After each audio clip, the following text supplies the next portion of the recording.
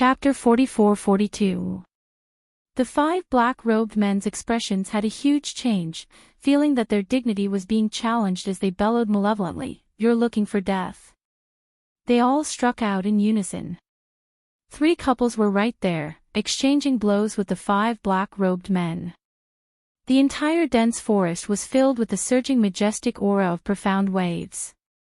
Whereas on the other side, Kitty Lee clenched her little claws as she stared intently at the battle. When she saw the precipitous situation, her little body kept on twisting, trying to struggle out of the man's embrace. But the arm around her waist was locked onto her tightly. Kitty Lee couldn't take it anymore as her little claws scratched Zomo's arm. "Let go of Kitty. Kitty wants to go over and help." The man lowered his head slightly. His overly long black hair fell onto Kitty Lee's shoulder. The man's flirtatious thin lips curled up as he laughed lightly. "Little wild cat, be obedient and accompany me to watch the show, don't move around. If you're not going to help, Kitty will help." Kitty Lee puffed her cheeks. Looking at his companions fighting, Yi Zichen felt a chill. But she just stood by the side.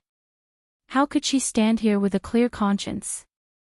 Zomo turned his head as he looked at the 2 people who were leaning against the tree with an indifferent expression. "Help? No need." Gue Wu didn't even lift his eyelids. "It's a rare chance to train." Zomo looked at Ghost Thief. Ghost Thief touched the golden ingot on his waist as he shrugged. "What Gue Wu said is right." Zomo retracted his gaze. "Heard that." Kitty Lee pursed her lips, then. "Kitty also wants to train. But I can't bear to." Zomo rubbed her head. "Be good, believe in the person whom your sister Qing Luo has chosen." While the 2 of them were talking, the other side was already locked in battle.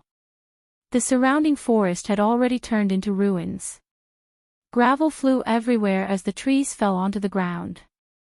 The atmosphere was tense as the World Group's few people's battle intent was burning even more vigorously. Just at this moment, Gue Wu's ears moved slightly as his expression congealed as he looked ahead. Ghost Thief also looked ahead at the same time. I didn't expect so many people to come." Zomo looked over there as he clicked his tongue with an astonished look. Not far in front of them, a group of people and horses were charging over aggressively. Compared to the 5 people in front of him, these people's auras were much more tyrannical and ruthless. He rushed over with a murderous aura.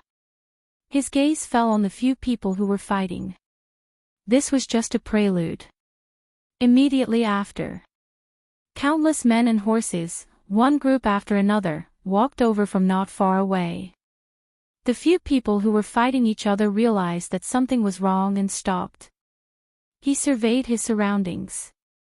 They were all stunned. At this time, more teams were arriving one after another.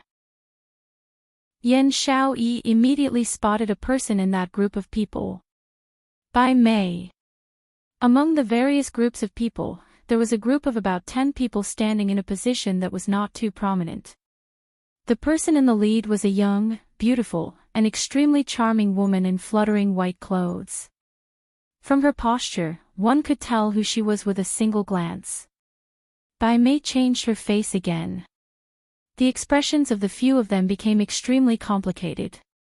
From her posture, one could tell who she was with a single glance. From her posture, one could tell who she was with a single glance. From her posture, one could tell who she was with a single glance. From her posture, one could tell who she was with a single glance. From her posture, one could tell who she was with a single glance. From her posture, one could tell who she was with a single glance. From her posture, one could tell who she was with a single glance. From her posture, one could tell who she was with a single glance. The expressions of the few of them immediately became extremely complicated. The few of them's expressions instantly turned extremely complicated. Chapter 44-43. Bai Mei's words immediately caused the surrounding troops to look around warily. They who had ventured into Tianya Ridge to reach this place. Wasn't their motive to capture Yiqing Luo? Everyone was very clear about it. But this purpose was so bluntly stated. Everyone subconsciously treated the bunch of people around them as their enemies. After all, everyone's motive was the same. I advise you, you'd better hand over Yiqing Luo. Gu Residence's eldest miss obediently, in case you get implicated by her. Bai Mei's eyes were filled with a chilly glint. As though she thought of something, her lips couldn't help but snigger. You guys are after all from Nirvana Realm, through the Overlord's power to come to Heaven Realm. Heaven Realm can't be compared to your Nirvana Realm. This isn't the time for you to show off your so-called loyalty. Once the people from Heaven Realm make a move, there's a possibility that you will die without a complete corpse. What? Nirvana Realm. Why would people from the lower realm come to Heaven Realm? Lowly commoners from the lower realm. How dare they come to Heaven Realm? Even if it's the Overlord, he should also abide by our Heaven Realm's rules. Not just anyone can be brought to our heavenly realm. The faces of the people in the surroundings changed tremendously when they heard the words. The gazes they shot at them were filled with disdain and enmity. Bai Mei's red lips curled up in satisfaction as her smile became increasingly sinister. I advise you to tell us Yiqing Luo's whereabouts quickly. I know, Yiqing Luo values you very, very much, and cares about you. But if you insist on not listening, various powerhouses cultivators might use you to threaten Yiqing Luo to come out. When she said the latter part, Bai Mei intentionally slowed down her speed.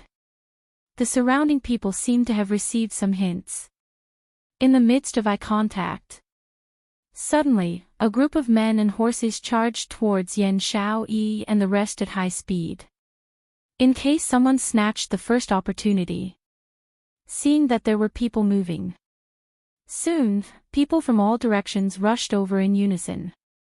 The speed was fast and the profound wave was sharp. It made the few young men's expressions changed. And those 5 black-robed men who exchanged blows with them earlier also had a dazed look. Why did they suddenly lose their scenes? Be careful. There was a cry of surprise. The battle instantly broke out. This time, Gue Wu and the rest did not stand by the side and watch the show. He quickly rushed into the midst of the troops. Oh, Yiqing Luo suddenly felt an indescribable pain in her heart. She paused for a moment. He was almost slapped by the mountain-like beast in front of him. She focused her mind and leaped, dodging the beast's attack. That uneasy premonition in his heart still persisted. He had a feeling that something had happened. Focus. Beside his ear, old man Tsang's stern voice sounded, "This is the 8th level of purgatory. Don't think that you can underestimate the enemy just because you are strong now. The 8th level of purgatory is definitely not as simple as you think." Yiqing Luo bit her lower lip tightly. He managed to dodge the beast's continuous attacks.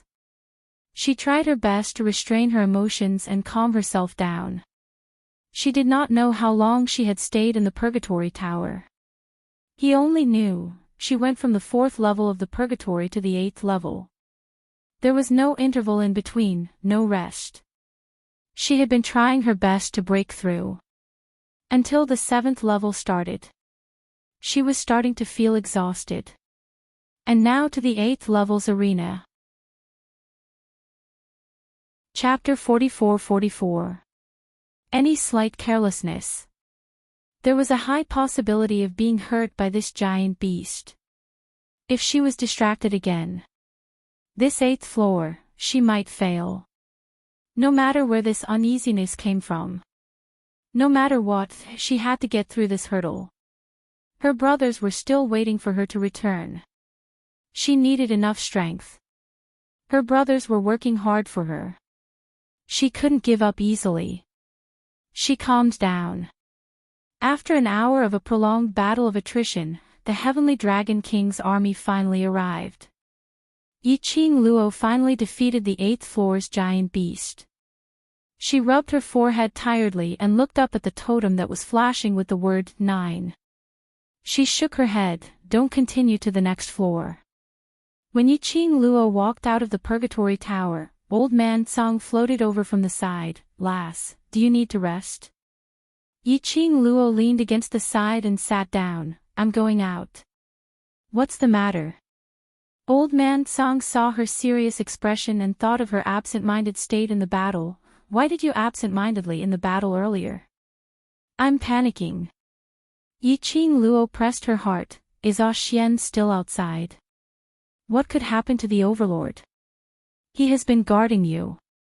Old Man Song had been watching Yiqing Luo's progress from the Azure Dew bracelet after chatting with Dmo Xian. He thought Yiqing Luo missed Dmo Xian too much because absence makes the heart grow fonder.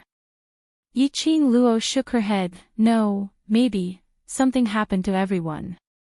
She had signed a contract with Kitty Li and Long Yunjian.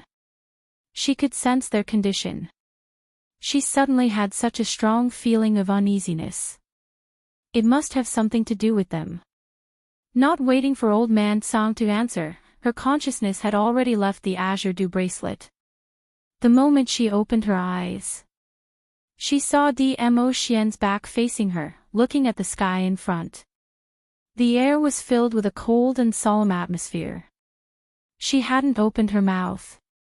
The man seemed to have sensed something and turned around. Little Luo, He saw Yiqing Luo and opened his arms to her. You've worked hard.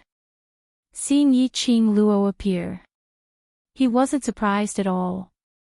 He seemed to have guessed that she would come out today. Yiqing Luo walked towards him, looked up and saw the man's tired expression. She reached out and wrapped her arms around his waist. Ah Xian, did something happen to them? Let's go over first. Dmo Xian did not answer directly. But this sentence represented everything. Yiqing Luo's heart thumped hard. She suppressed the uneasiness in her heart. Okay. The two sat on Little Nine's back. He quickly headed in the direction of his brothers. He had yet to get close. Dense profound waves rippled in the air. It was as if it could destroy heaven and earth. The air had already been enveloped by this enormous profound wave. Sand and stones flew everywhere, and trees were uprooted one by one. Yiqing Luo's expression congealed. When Little Nine neared, the situation below was extremely clear. About 100 profound practitioners surrounded the few people in the middle in a frenzy. Even with the ghost martial artist, ghost bandit, and Zomo's protection, those people were still having a hard time. Their bodies were covered with sporadic bloodstains. It was no longer clear whether it was the blood of the other party or his own. His entire body was in a mess and he was in an extremely sorry state. But on the faces of those young people, however, it was an expression of unwavering determination and unwavering determination. Their eyes were burning with battle intent and flames, as if it could burn all beliefs. Bam! A strong airflow swept Huangfu Xing and Gu Zixi out. The two fell heavily to the ground. Blood overflowed from the corners of their lips. But they didn't retreat at all. They stood up tightly and held the weapons in their hands tightly. Chapter 44-45. Zi Qing. Another cry was heard. Tong Zi Qing's figure was also sent flying as she fell heavily onto the ground. Long Yunjian flew forward in an attempt to help Tong Zi Qing up. Tong Zi Qing's expression congealed. Group leader, be careful behind you. After Long Yunjian helped Tong Zi Qing up, he hurriedly blocked the attacks from behind. This inevitably caused him to be injured on top of his own injuries. The other party's numbers were simply too many. Moreover, the disparity between their abilities and Long Yunjian's group was extremely huge. Even if there were Ghost Marshal and Ghost Thief, plus So-Mo, they were unable to resist against so many people. It could be said These young men and young ladies were already extremely lucky to be able to maintain till now and not die. Yiqing Luo's eyes seemed to have been dyed with thick ink as it surged with surging waves. The World Group's brothers, after falling down, stood up again. After falling down, stood up again. Their entire bodies were covered in blood as it hurt Yiqing Luo's eyes. Lil Luo, Dmo Xian held onto the young lady's shoulder as he spoke in a warm voice. They are all fine, this is a necessary path for them to grow. Yiqing Luo's petite body was trembling slightly. The black whirlpool in her eyes was unable to be stopped. Suddenly, her gaze was fixed on a certain spot. A white-robed figure, in the midst of the chaos, speedily headed towards Long Yunjian's direction. That figure's speed was extremely fast. His eyes were filled with a sinister coldness. A powerful sinister qi encircled that person's body, breaking through the surrounding people who were blocking his way. Charging straight towards Long Yunjian. By Mei. Yiqing Luo's pupils constricted as she gritted her teeth and spat out these two words. Following that, she leapt upwards as her figure speedily headed downwards.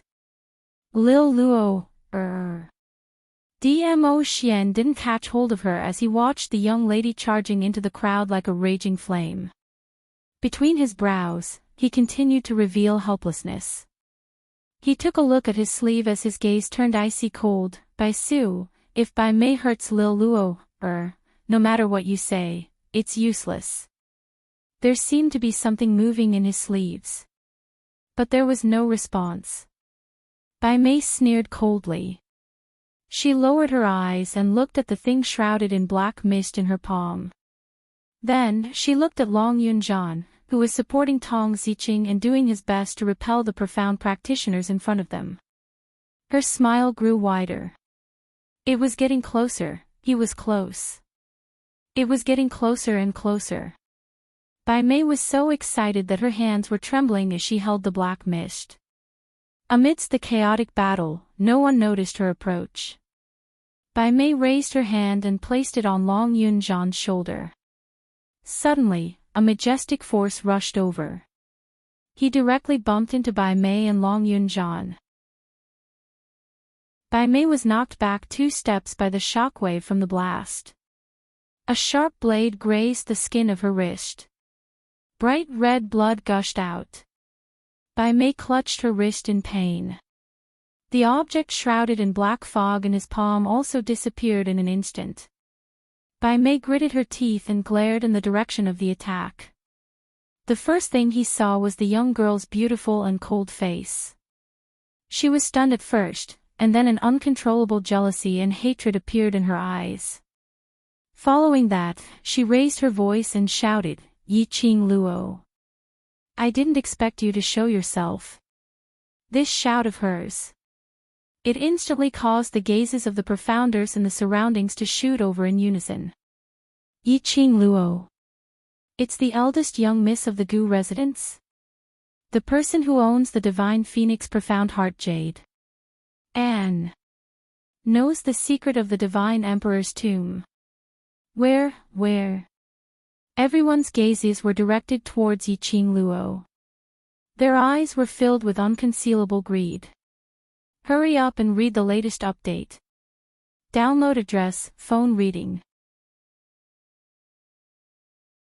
Chapter 44-46. Those people's gazes seemed as though they wanted to swallow Yiqing Luo into their stomachs. Bai Mei smiled coldly and curled her red lips. She was flirtatious and flirtatious. You still dare to appear. I thought that you wanted to monopolize the Divine Phoenix Profound Heart Jade and then search for the secret of the Divine Emperor's tomb alone. Monopolizing the Divine Phoenix Profound Heart Jade. Finding the secret of the Divine Emperor's tomb alone. These words immediately caused the surrounding crowd to burst into an uproar. What right do you have to monopolize the Divine Phoenix Profound Heart Jade? Tell me the secret of the Divine Emperor's tomb. Little girl, don't think that Bone Lord can guarantee your safety just because you're the first young lady of the Gu residence. If you're sensible, quickly hand over the divine phoenix profound heart jade. Countless curses and threats rose and fell one after another.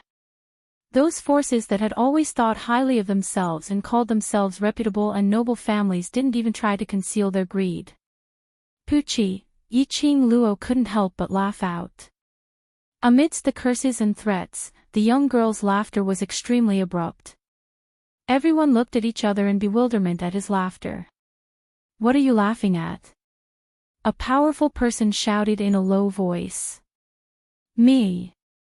Yiqing Luo's pink lips curled up slightly with a chilly smile. "I'm laughing at your stupidity."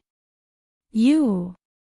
Everyone's expression changed drastically as they glared at the girl in front of them. Who would have thought that she would still be so daring when surrounded by so many people? Facing the infuriated gazes of the crowd, Yiqing Luo's brows were filled with laziness as her expression didn't change at all. She smiled coldly and continued, "If you weren't stupid, why would you ask such a stupid question?" As she spoke, the young girl's gaze swept across the crowd and she laughed mockingly. "What right do I have to monopolize the divine phoenix profound heart jade? Just based on the fact that the divine phoenix profound heart jade is mine. It's my stuff. What can you do to me?" This sentence was also an indirect admission. She did indeed possess the divine phoenix profound heart jade. Everyone's gazes towards Yiqing Luo became even more fiery. Bai Mei quietly retreated to the back of the crowd. Hearing Yiqing Luo's words, he looked at the gazes of the people around him. Her red lips curled into a proud smile. Did this Yiqing Luo really think that she could ignore all the cultivators just because she was an overlord? She actually admitted that the divine phoenix profound heart jade was with her. What does stupidity mean? This is what you call stupid, right? Heh, Yiqing Luo is dead meat today. She would just stand right here and admire Yiqing Luo's pathetic state and humiliation before her death. The more Bai Mei thought about it, the more excited she became. It was as if he had already seen the scenes that he had imagined appearing in front of his eyes. Suddenly, the girl's indifferent voice rang out again, "Stop looking. No matter how you look, what's mine won't be yours. As for the secret of the Divine Emperor's tomb, where did you hear about it?" Everyone was infuriated by Yiqing Luo's arrogant and rude words. One by one, they glared at her with gloomy expressions. "Little girl, I advise you to be obedient. Don't talk nonsense. You'll be the one who suffers in the end. Don't try to quibble. Tell him the secret of the Divine Emperor's tomb. You're a young lady, even if you keep this secret, it's of no use to you." Numerous threats, persuasions and coercive words came one after another. Chapter 44-47. This news should be spread out from the Palace of Darkness. I forgot to tell you. A few days ago, this young lady called Bai Mei led a bunch of people from the Palace of Darkness and surrounded me at Heaven's Edge Ridge. That day, she snatched quite a number of things from me. Whether or not the secret of the Divine Emperor's tomb was among them, I don't know. Yiqing Luo's shifting of the blame was done beautifully. This sentence was said out. Bai Mei's expression changed. "What nonsense are you sprouting? When did I surround you? Ha! What kind of trash is the Palace of Darkness, don't you all have any idea?" Yiqing Luo scoffed coldly. Quite a number of gazes turned towards Bai Mei. Using the same gaze which she used to look at Yiqing Luo earlier, looking at her. Bai Mei's heart thumped as her face turned pale. I didn't. She did it on purpose to divert your attention. Do I need to divert my attention? If I divert my attention, won't they snatch my profound jade heart? Yiqing Luo rolled her eyes. But you all, after snatching my things, you intentionally spread the secret of the Divine Emperor's tomb.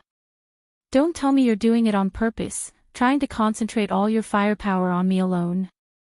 Following Yiqing Luo's words, The surrounding people's gazes towards Bai Mei were filled with a strange greed. Actually, no matter if what Yi Qing Luo said was true or false, they would choose to believe. This was a matter related to the Divine Emperor's tomb. Moreover, what Yi Qing Luo said wasn't without reason.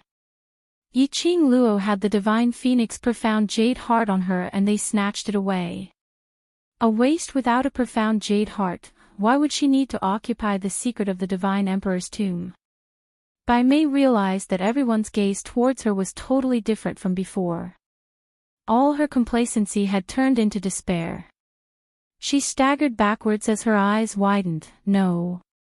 She's lying, I didn't. The secret of the Divine Emperor's tomb is on her. Bai Mei shook her head frantically as she stared at Yi Qing Luo venomously.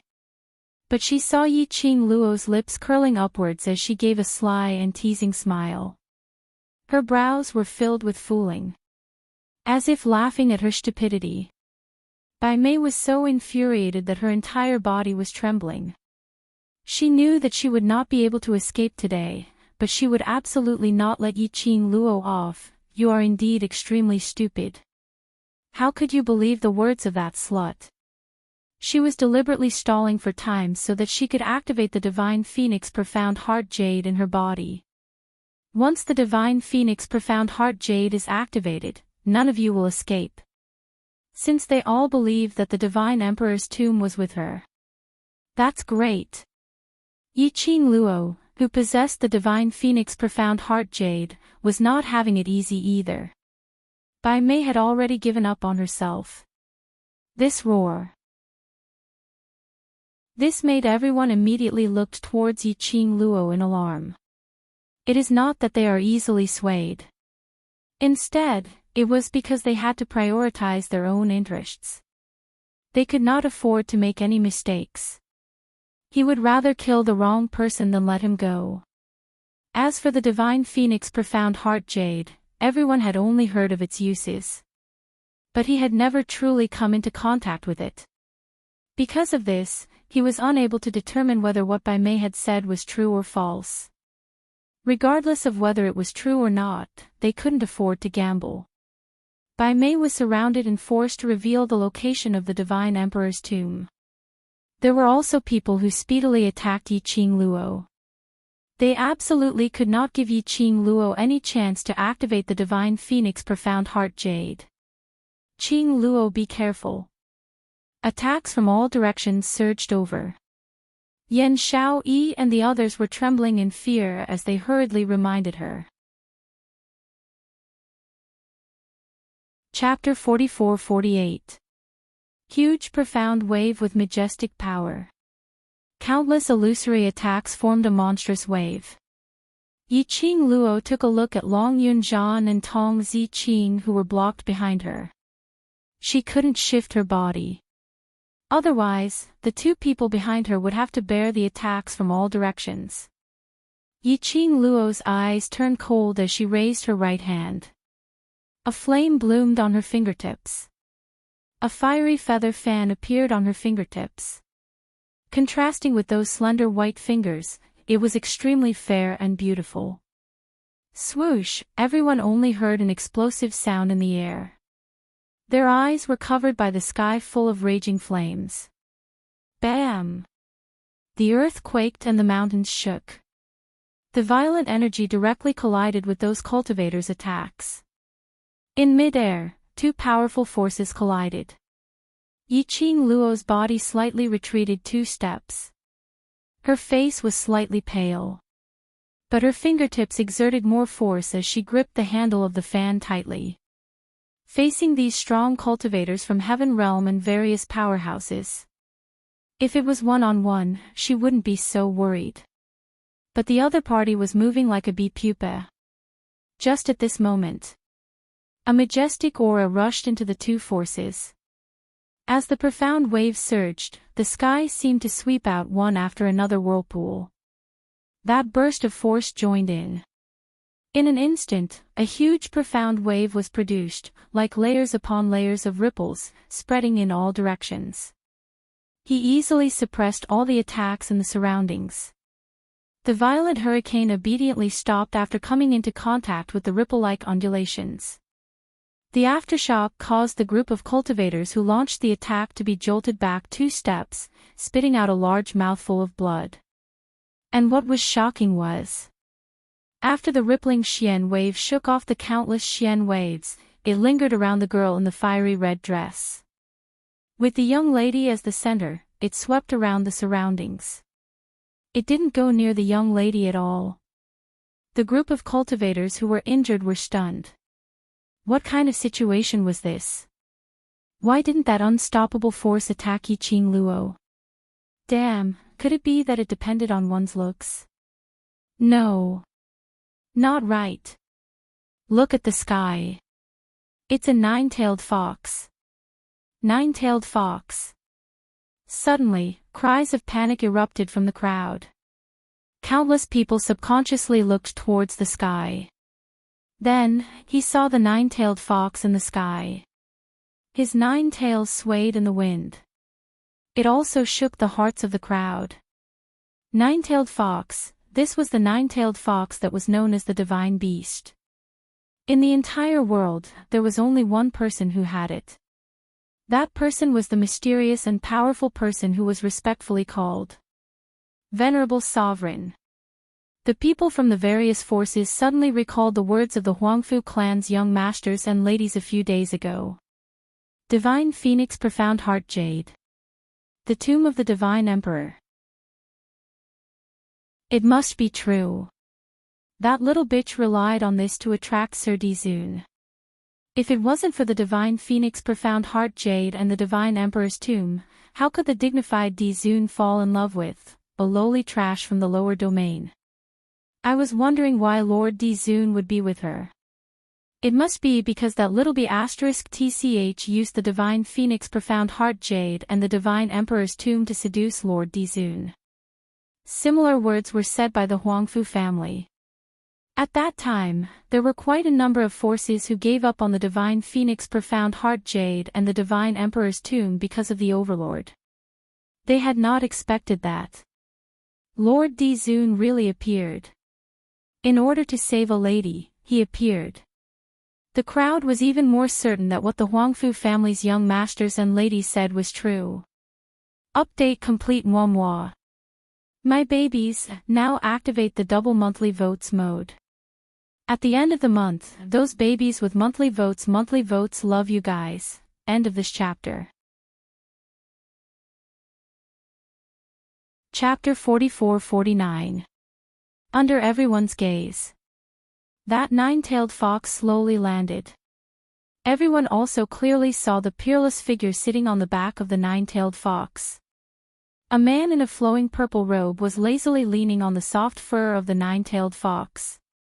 His luxurious and majestic posture was filled with a domineering and sharp strong aura. After the 9-tailed fox landed, the man moved slightly. It was like a sharp unsheathed blade, emitting a terrifying evil aura. His peerlessly handsome face was cold and sharp, revealing a sharp and callous coldness. Everyone knew. The golden half-mask was the symbol of the Overlord.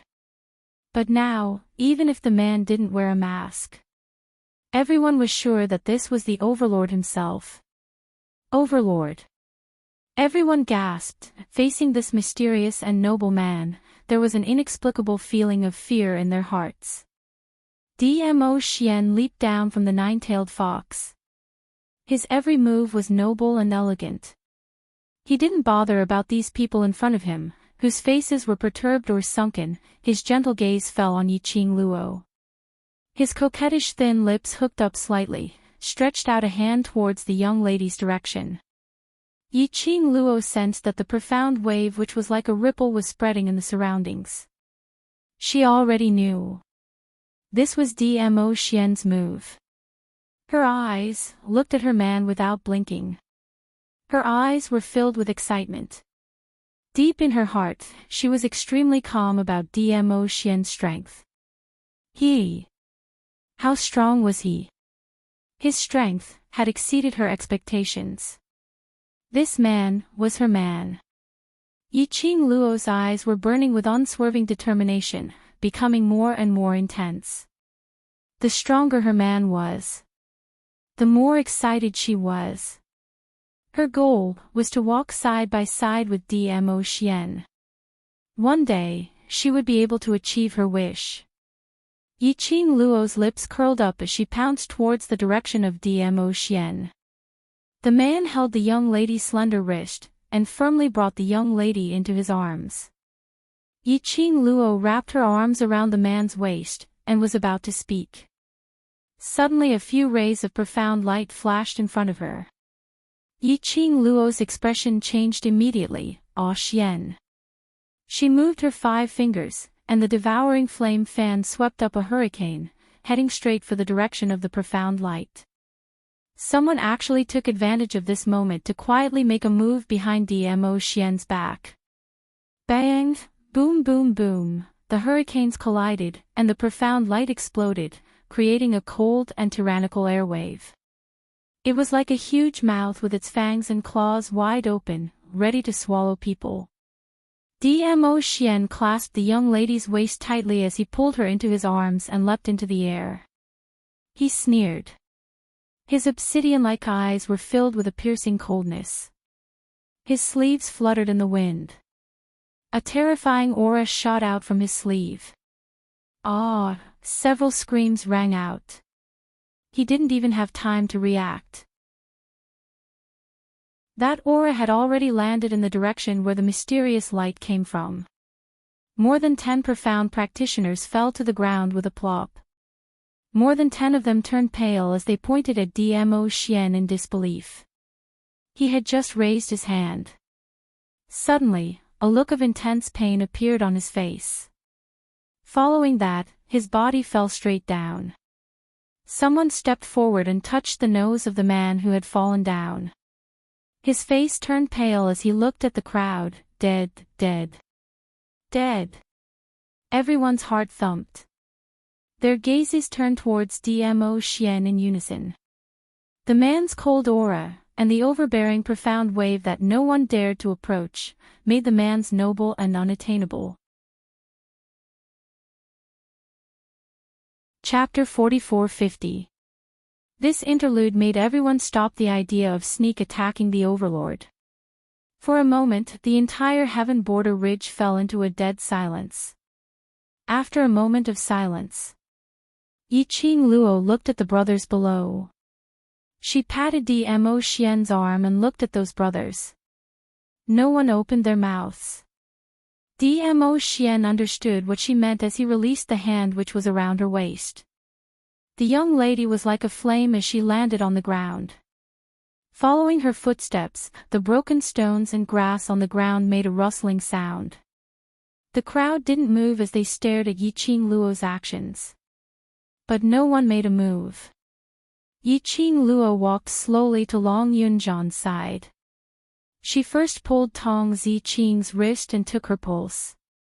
After ascertaining that there was nothing serious, her fingertips touched her fingers and a bottle of pills was taken out as she passed it to Long Yunzhan. "Qing Luo." Tong Ziqing's lips were still losing blood and her usual cold eyes were sparkling. Yiqing Luo smiled at her. "It's been hard on you guys. Take a rest and leave the rest to me and Ah Xian." Her vision looked towards the side, standing on the same spot, staring at her in a daze as their eyes were burning with passion. Yiqing Luo walked towards them. Each of them took a pulse and were given a bottle of pills. Luckily, Gue Wu, Ghost Thief and Zhou Mo were around. They only suffered external injuries and slightly more serious internal injuries. But it wasn't to the extent of incurable. Everyone, including Gue Wu and the other 2, confirmed their identities. She then heaved a sigh of relief. Your energy has recovered." Yan Xiaoyi looked at Yiqing Luo taking out bottles of pills from the profound phoenix ring as she was extremely excited. It was able to establish a connection with the profound phoenix ring. This represented that Yiqing Luo's energy had completely recovered. Yiqing Luo's lips curled upwards as she smiled sweetly. "Yes, so Have a good rest. I still need you guys to fight alongside me. Little Qing Luo, aren't you worried that they are interested in the things on you? Zhou Mo's brows rose as his peach blossom eyes revealed a sense of ridicule. Yi Qing Luo turned her head as her gaze swept past the few brothers beside her. After hearing Zhou Mo's words, the expressions of the few of them became visibly tense. Kitty Lee's eyes widened as she punched Zhou Mo's chest with her little claws. What nonsense are you talking about? How could we? I trust them. The girl's firm tone interrupted Kitty Lee's words. Her smile was brilliant, and her charming eyes curved into a long and narrow arc. They value me more than I value myself. Besides, if they really want me, I won't hesitate to offer them up with both hands. Qing Luo. The few of them were stunned by Yi Qing Luo's words. They knew. If Yi Qing Luo said it out, then it meant that this was indeed what she was thinking. He offered it with both hands, such a valuable item. She was actually willing to give it to them with both hands. The girl's smile was as beautiful as a painting.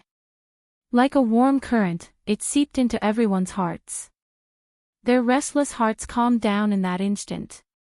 They looked at each other and smiled. The originally stiff, oppressive, and suffocating atmosphere. The group in the middle of the crowd was extremely relaxed and warm. The two completely different atmospheres blended together. The crowd only felt fear and trepidation. Chapter 44-51. Finally, someone could not hold it in any longer. He plucked up his courage and carefully looked at Dmo Xian. His voice trembled as he said, Lord Dmo Xian, could it be that you really want to obtain the Divine Phoenix Profound Heart Jade and the secret of the Divine Emperor's tomb? That person's words immediately caused everyone to turn their gazes toward that person. Who would have thought that someone would be so bold as to question the Overlord directly? The profound practitioner who had been pushed out by his clan's leader also had an expression of wanting to cry, and he was so terrified that his entire body was trembling. However, due to the threatening gaze of the leader of the faction, he could only stare at him. That profound practitioner had no choice but to muster up his courage and speak again. Lord Dizun, you are already a revered existence in the Heaven Realm, and your strength has already exceeded the scope of the Heaven Realm. Why don't you give us the Divine Phoenix Profound Heart Jade and the Divine Emperor's tomb? The man's voice was trembling non-stop. Every single word was trembling. Hearing this question, Yi Qing Luo, who was standing together with her brothers, raised her eyes slightly as she looked at that cultivator. Her long and narrow brows were sparkling with a biting cold glint. Yi Qing Luo's gaze was piercingly cold.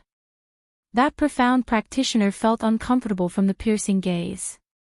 He rubbed his hands together and said, Don't you want to know the answer? Don't you want to know why the Overlord is with you? I don't want to. Yi Qing Luo replied without hesitation. The expression on her face didn't change at all. Are you scared? The man was so nervous that his face turned red. Are you afraid that His Majesty's answer will hurt you? That's why you don't dare. When he asked this question, the leader of the faction had made up his mind to break the trust between the two of them. Regardless of whether the Overlord answered the question or not. Or answer the question. Yi Qing Luo would absolutely suspect Dmo Xian because of this. As long as Yi Qing Luo started to suspect Dmo Xian, the feelings between the two of them could not be shaken. Everyone prioritizes benefits above all else. Goading. Yi Qing Luo raised her brows as she laughed foolishly. Are you silly? Why should I trust a fool like you and suspect my own man? She wasn't stupid. And because of a single sentence from them, they had instigated discord between her and Dmo Xian. At their level, it was nothing compared to what he had encountered in the double-sided lake of the illusory heart. She had never suspected Dmo Xian at the double-sided lake. Not to mention now. That person's face turned red. The gaze of the master of power behind him was like a sharp knife, forcing him, urging him to act. Don't ask such rubbish.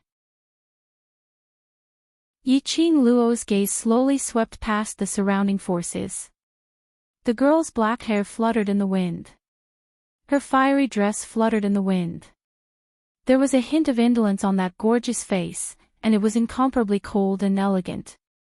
Then, her pink lips moved slightly and she said word by word, "What belongs to me, as long as Xian wants it, I will give it to him." This sentence was also a clear message to the crowd. Whether Dmo Xian wanted her divine phoenix profound heart jade or not. As long as he asked, he would definitely give it to her. Don't talk about any other bullshit conspiracy theories. He didn't like it. Everyone's faces turned extremely ugly. He didn't expect this young girl to not play by the rules. At this moment, the purple-robed man suddenly moved and pulled the young girl into his arms.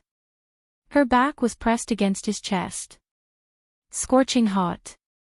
The man lowered his eyes, his gaze was gentle and his voice was magnetic. Yes, Lil Luo, Earth's things, are also this Lord's things. Chapter 44-52. His hand slowly circled to Yiqing Luo's chest. Slender fingers pressed on her heart.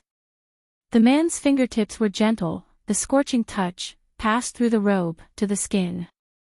Yiqing Luo slightly raised her head to look at him. Her face was reflected in the man's obsidian-like eyes. His thin lips lightly hooked, "If this lord wants, just take it, right?" As his voice fell, his slender fingers even gently flicked her heart, causing the young lady's petite body to tremble slightly. Yes. Yiqing Luo held his hand, her eyes firm, without any other emotions. Dmo Xian chuckled softly. The boiling hot chest behind her was also shaking up and down. This laugh, made by Mei, who was besieged by a group of people, couldn't help but burst out laughing. Yiqing Luo.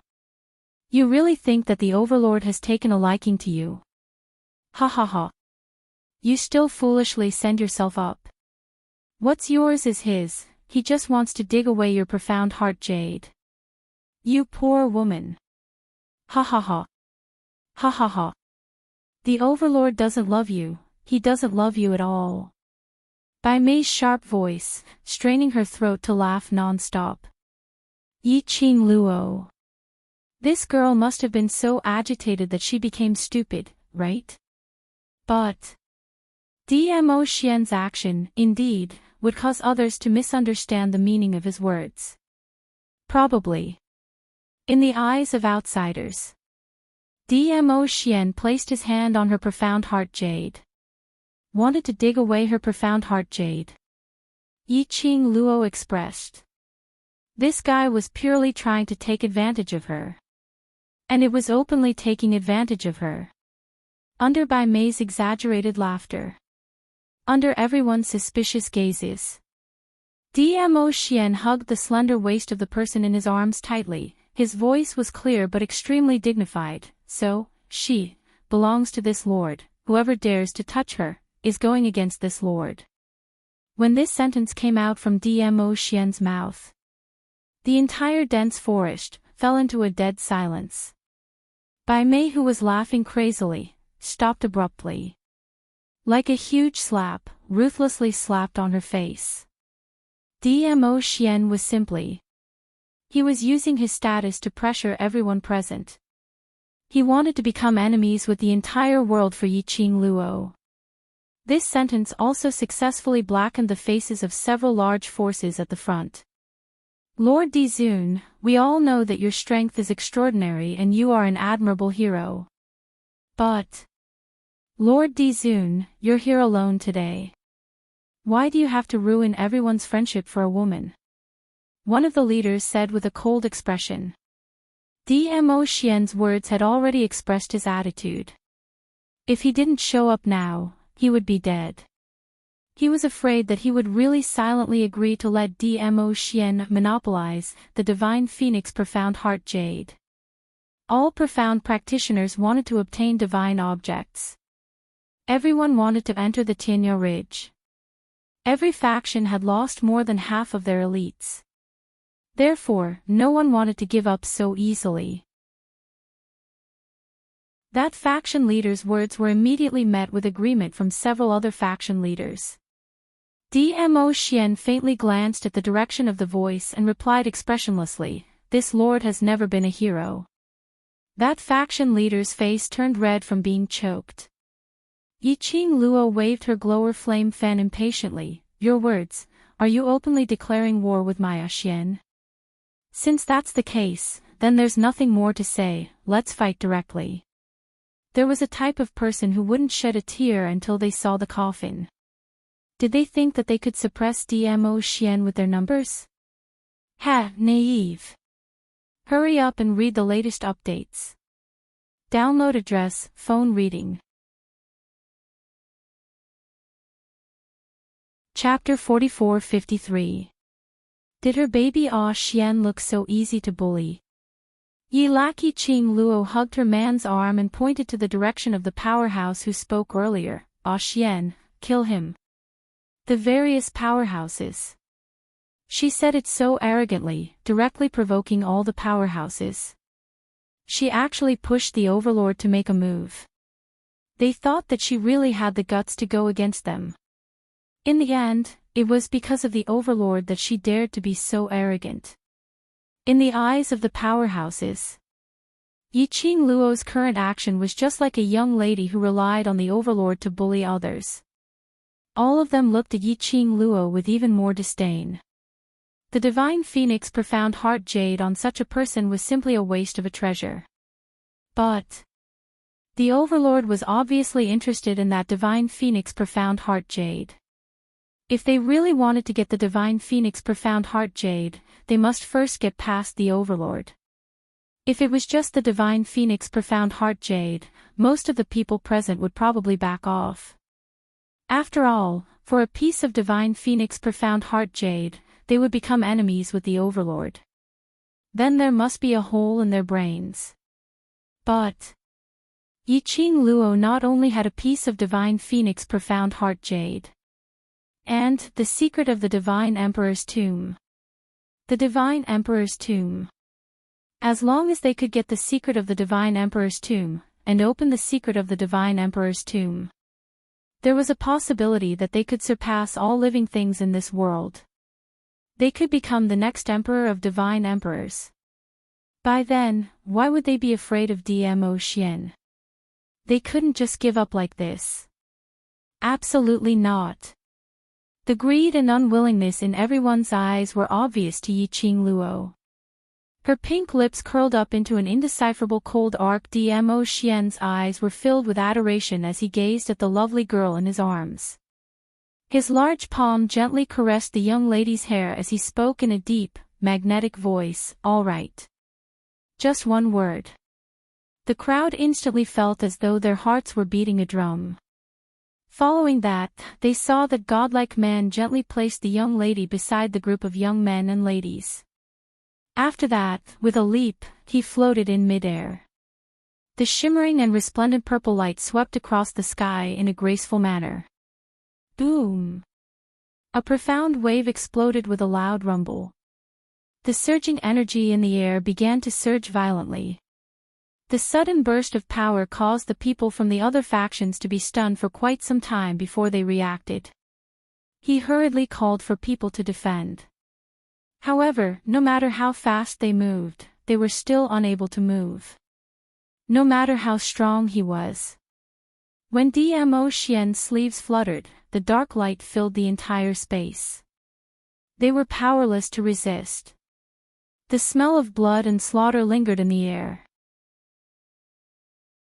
As for the faction that had threatened them first, they were all shocked. The endless vortex opened its bloody mouth. Ah! A blood-curdling scream came from the vortex. That side, which was originally full of ambition, attempting to use the power of numbers to threaten Dmo Xian's forces, seemed to have seen the Grim Reaper, brandishing its scythe to reap lives. Slash after slash, he reaped their lives. The majestic Xian wave spread out majestically. The other forces quickly moved away to avoid it. The scene of him dodging in a flurry. It was like a slap landing on the face of the faction that was being swallowed by the vortex. Still thinking of relying on the power of numbers? Wasn't this, in an instant, whatever power, was all gone. After the blood-curdling screams stopped. Only then did the surging vortex dissipate bit by bit. End of this chapter. Chapter 44-54. Earlier, there were about 20 to 30 people standing in the air. Right now, there was only a huge deep pit. And the remnant might rippled out, vibrating in the air. Not a single figure could be seen. That powerhouse's men were completely annihilated. Just one move.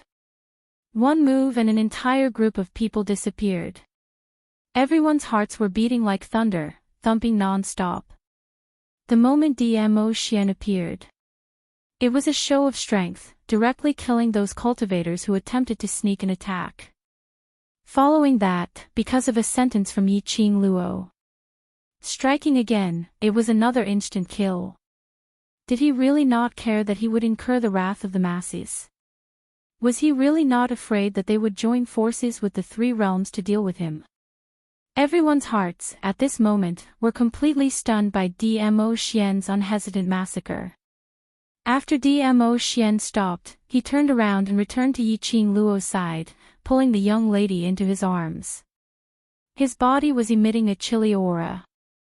Yiqing Luo's arms circled around his waist, as she smiled, "My man is so handsome." If she didn't kill the chicken to warn the monkey, those people totally had no idea what to do, and would only continue to harass them. They chose to be greedy. They chose to be greedy, to be the first bird to stick out. They should pay the price for their own choice. Dmo Xian rubbed the young lady's little head. "Let's go." Yiqing Luo nodded, as she beckoned her brothers to leave. After the deaths of the two powerhouses, everyone's hearts were burning with anxiety, as they wanted to stop them. But when they saw the huge deep pit, and the 10 over corpses by the side, they were so afraid that they didn't dare to move forward.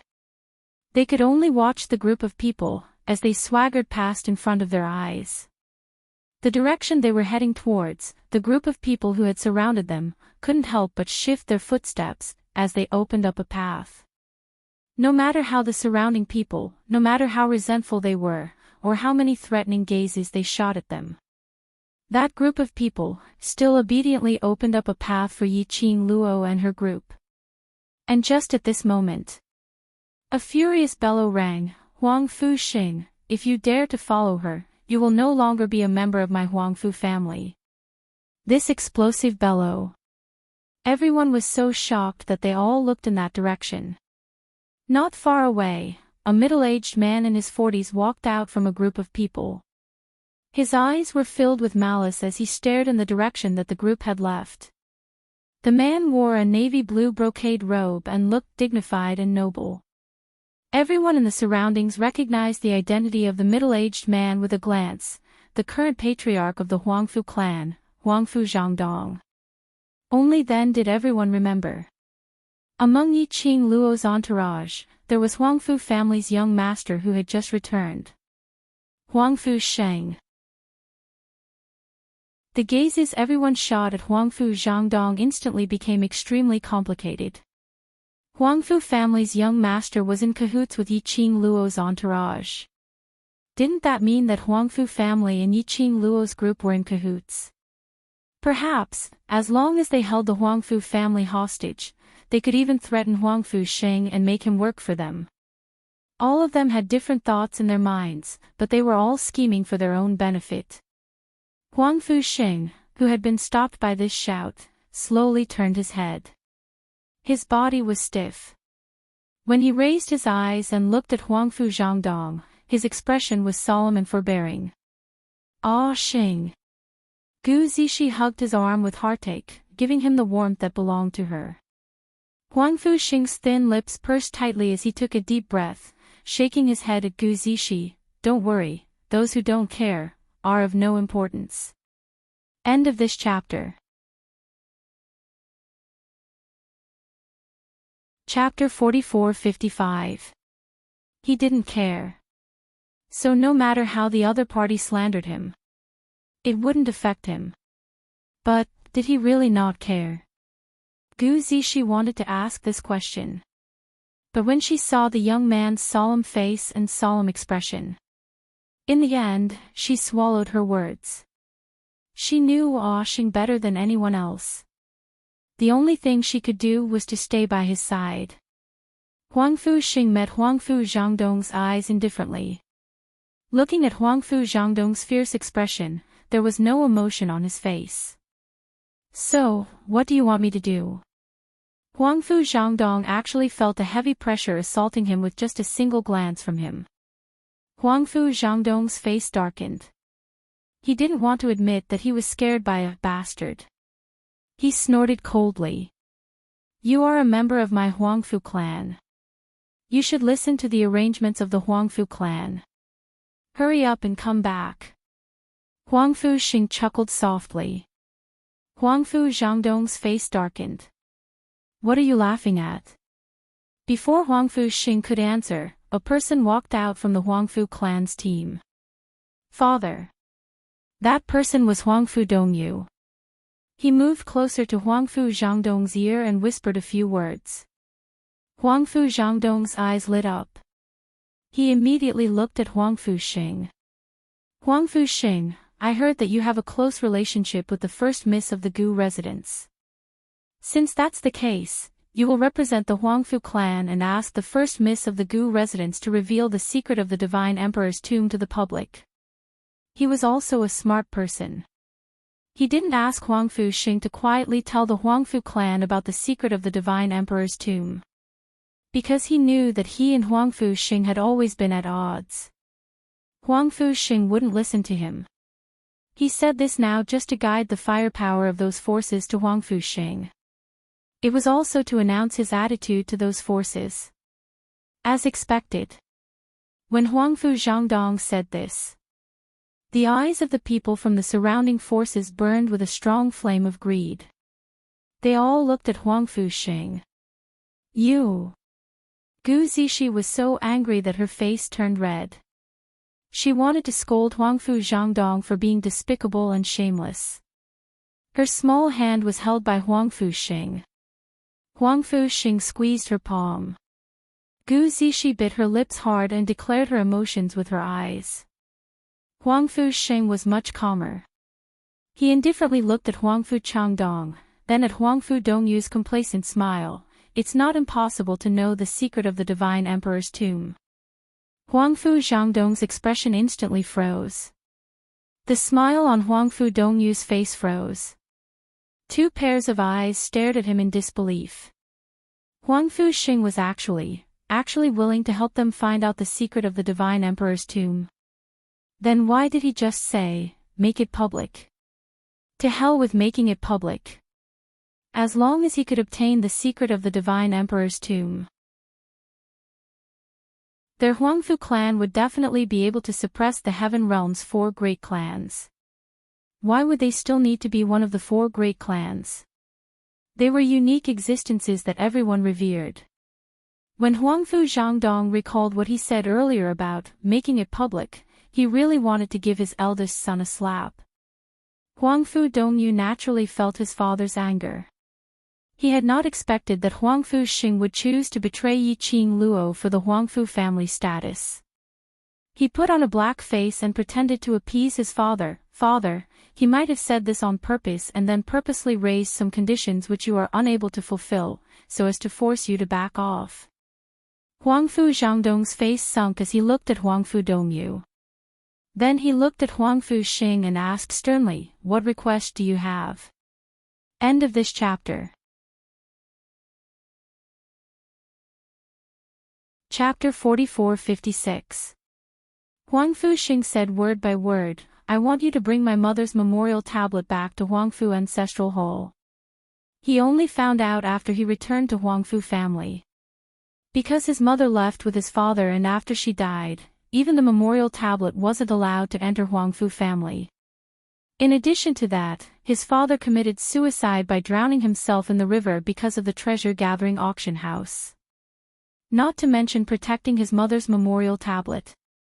For so many years. His mother's memorial tablet was secretly placed in his own courtyard by his grandfather. Even if his mother had never thought of returning to Huangfu family. But now, he was back. Here, there was a piece of place which belonged to his mother. Hearing Huangfu Xing's request, Huangfu Zhangdong's expression congealed and turned extremely ugly. Huangfu Dongyu immediately sneered, "It's easy for you to think. It was your mother who left Huangfu family with a wild man. From the moment she left, she wasn't fit to be a member of Huangfu family. You're just a bastard and you want to bring your mother's memorial tablet back to Huangfu family. Next request, is it the position of Huangfu family's patriarch?" Huangfu Dongyu understood his father's thinking very well.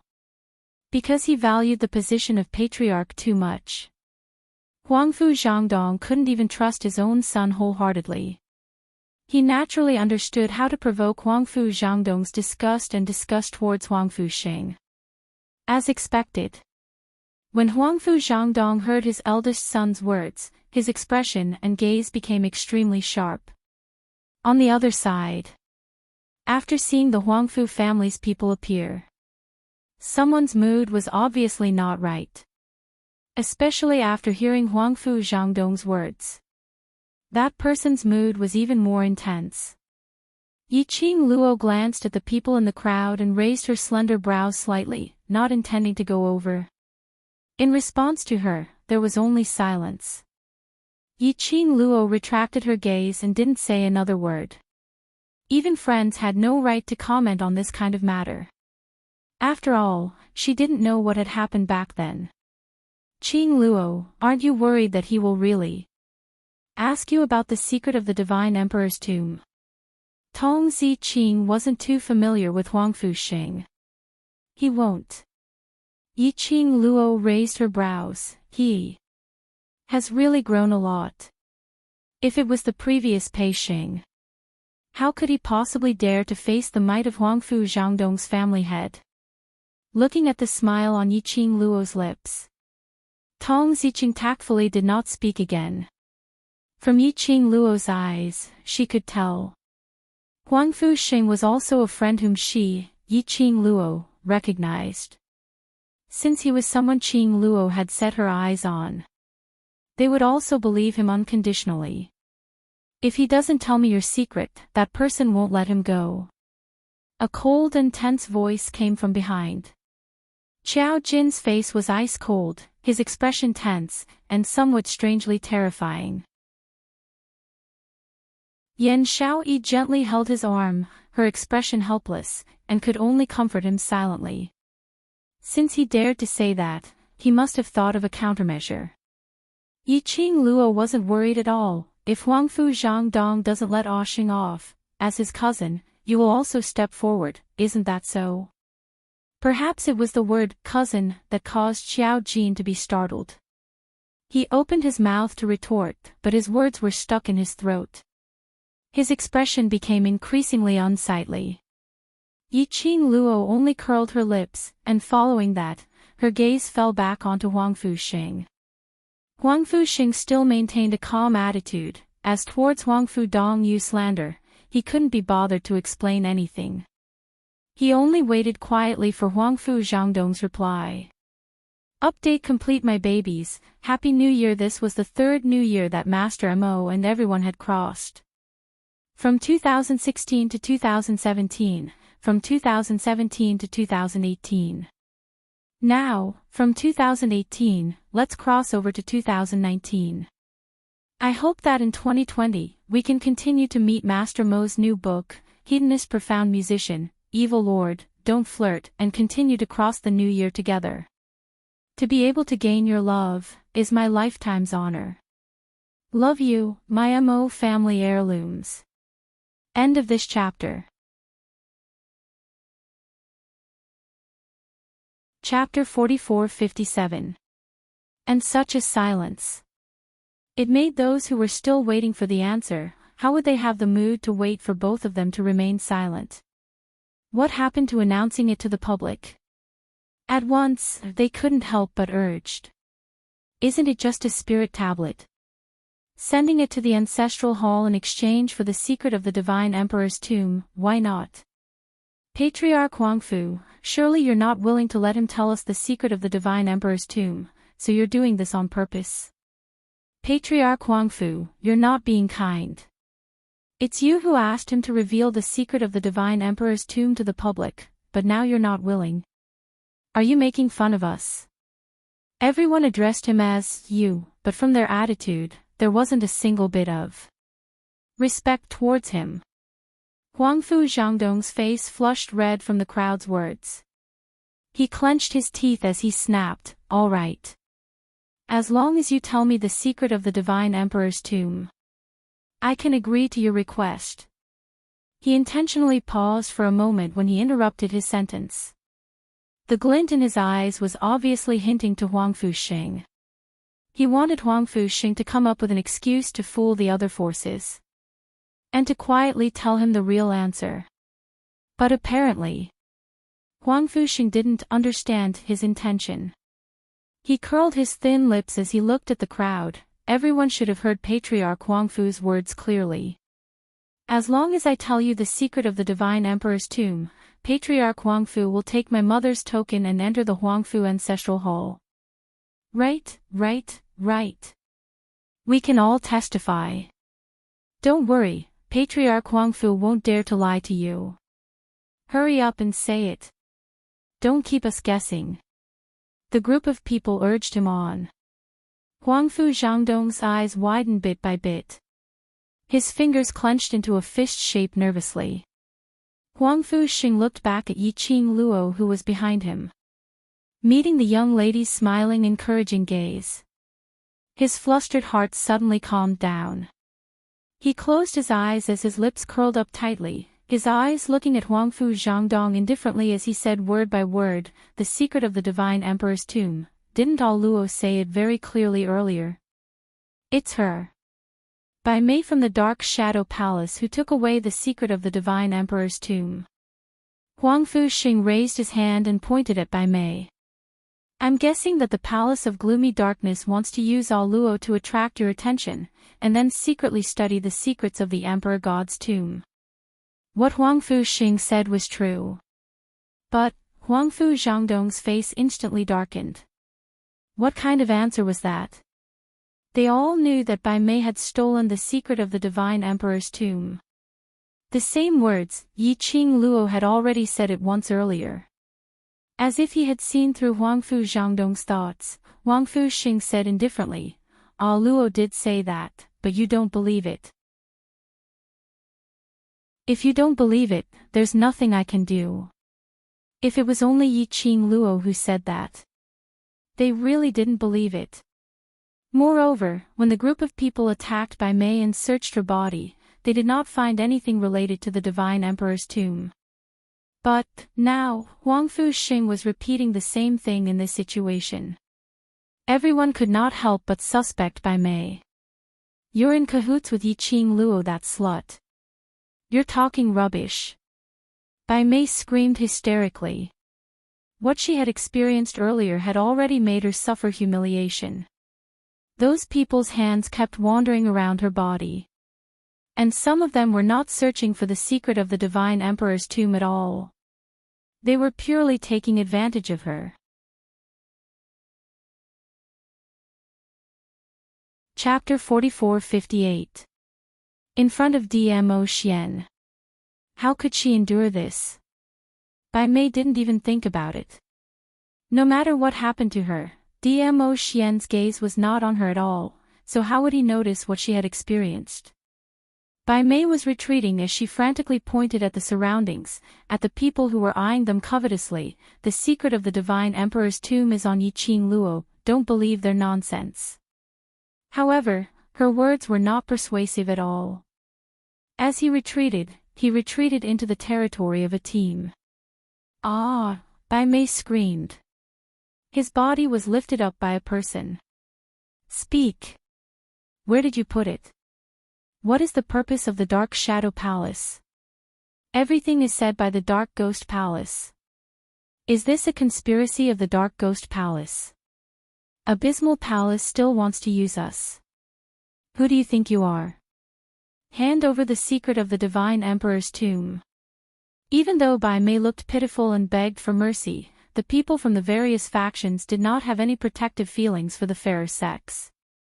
Once they obtained the secret of the Divine Emperor's tomb, they were above everyone else. What kind of woman couldn't he get? Why should he take pity on this broken shoe? The scene was chaotic.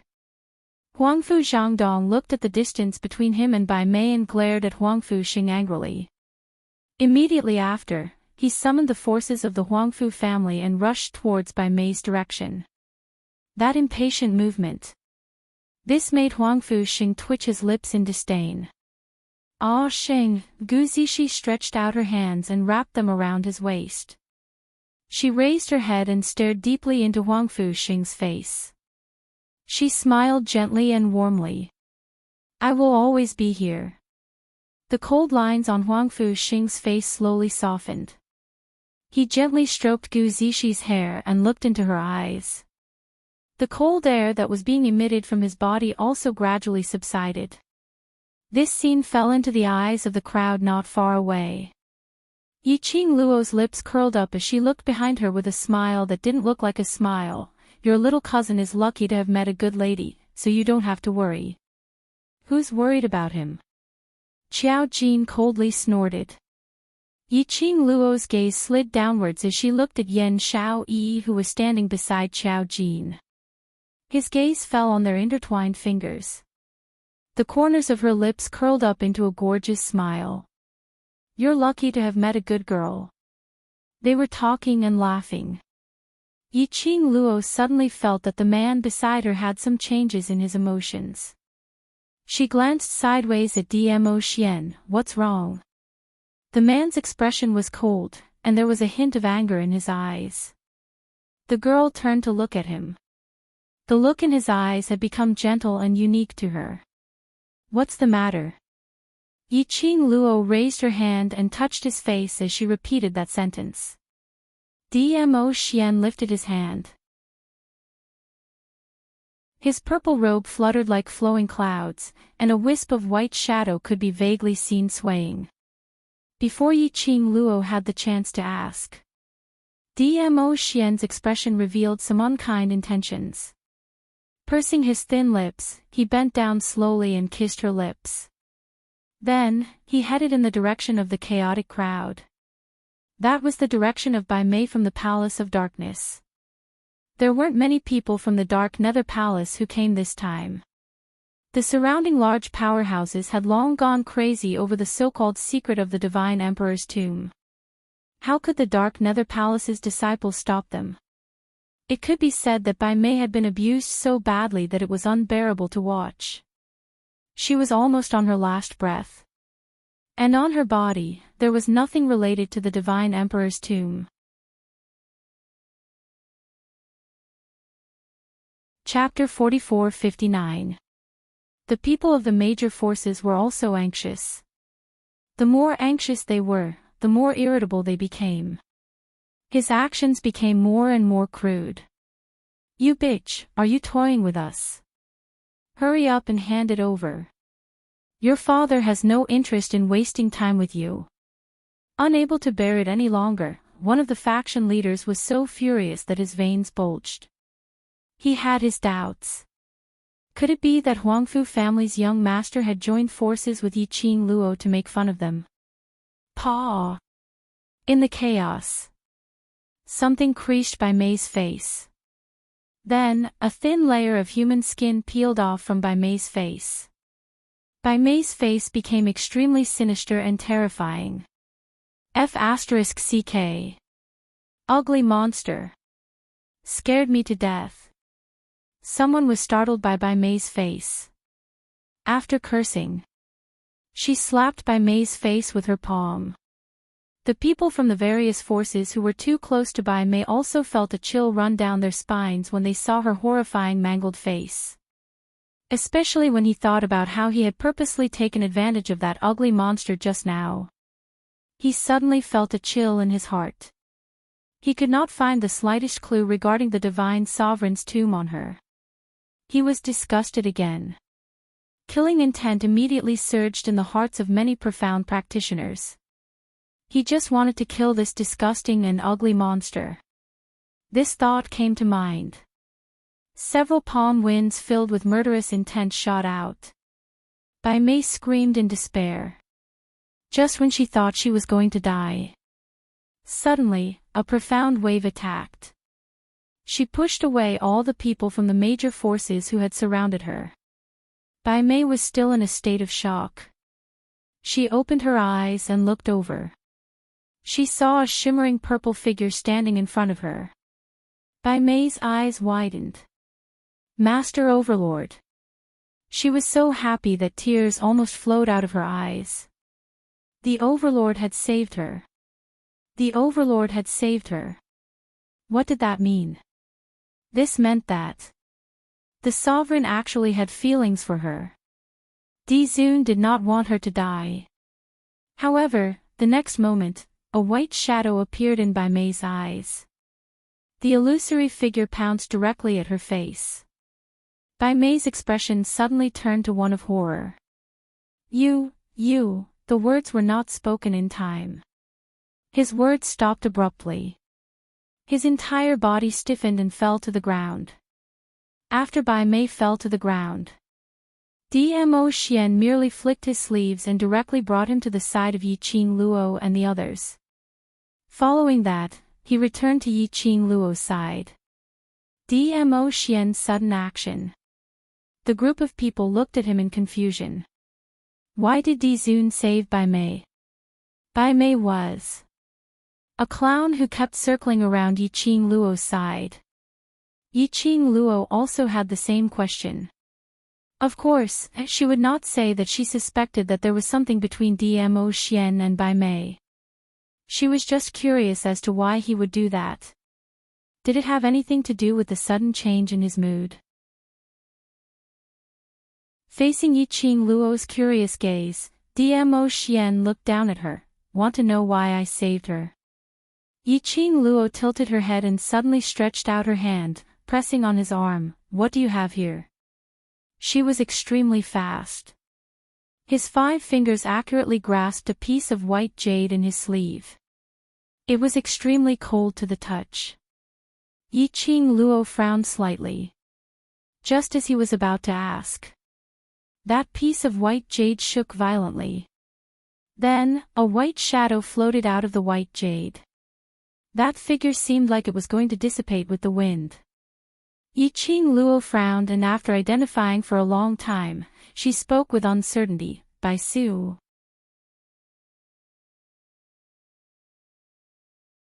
Chapter 4460. Yes.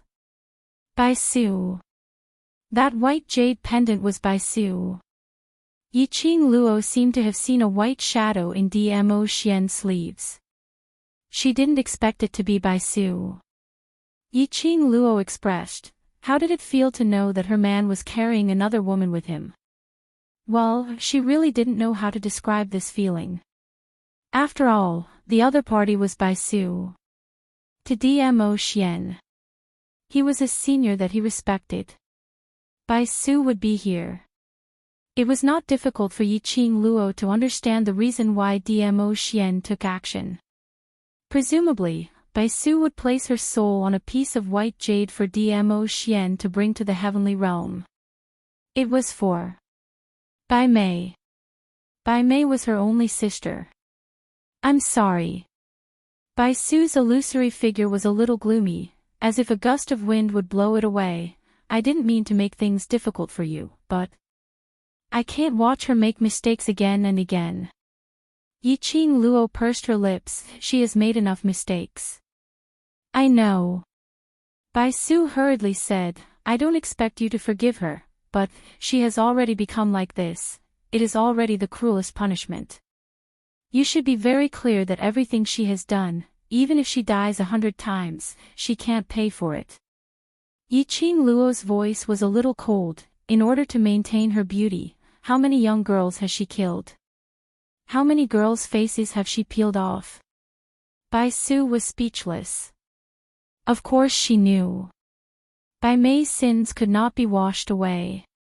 I have already given her a chance at the balance historian. Yiqing Luo opened her mouth again, and the price of this opportunity is that she repeatedly made use of the people around me, to hurt me, colluding with the people from Gloomy Palace to deal with me. And countless young ladies' blood. Bai Su, you can't ask me to let Bai Mei off just because Xian respects you. This is unfair to me, unfair to the people around me, unfair to those who have died. Yiqing Luo was very clear how much Dmo Xian was struggling in his heart. She deliberately pushed Bai Mei out. It was to use other people's hands to get rid of Bai Mei. She had also considered Bai Su's relationship. But she didn't expect that Bai Su would personally come to the heavenly realm. So, she pushed Bai Mei out. Dmo Xian understood what she was thinking. I don't want her to be disappointed. Under Bai Su's pleading, he had no choice but to help. Yiqing Luo was angry for Dmo Xian.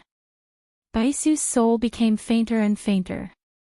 As though he was unable to face Yiqing Luo's questions. Her figure had already dimmed and disappeared into thin air. Yiqing Luo took a look at Bai Mei, who had her eyes shut and retracted her vision. Angry. Dmo Xian circled her waist and rested his chin on her shoulder. Yiqing Luo pursed her lips. If it were you, wouldn't you be angry? Dmo Xian sighed. I know, so, you can totally kill her, Bai Su will not blame you. Yiqing Luo rolled her eyes at him. Bai Su has already done so much. If I really kill Bai Mei, wouldn't that be too heartless? She paused, and her voice suddenly became serious. However, it's up to her whether she wants to live or not. Dmo Xian's thin lips brushed past her skin. All that was left was a ball of scorching heat. He chuckled softly, his eyes full of tenderness. He naturally knew. The words that Yiqing Luo said earlier. All of them were standing on his side, speaking up for him. His little Luo, was really very cute.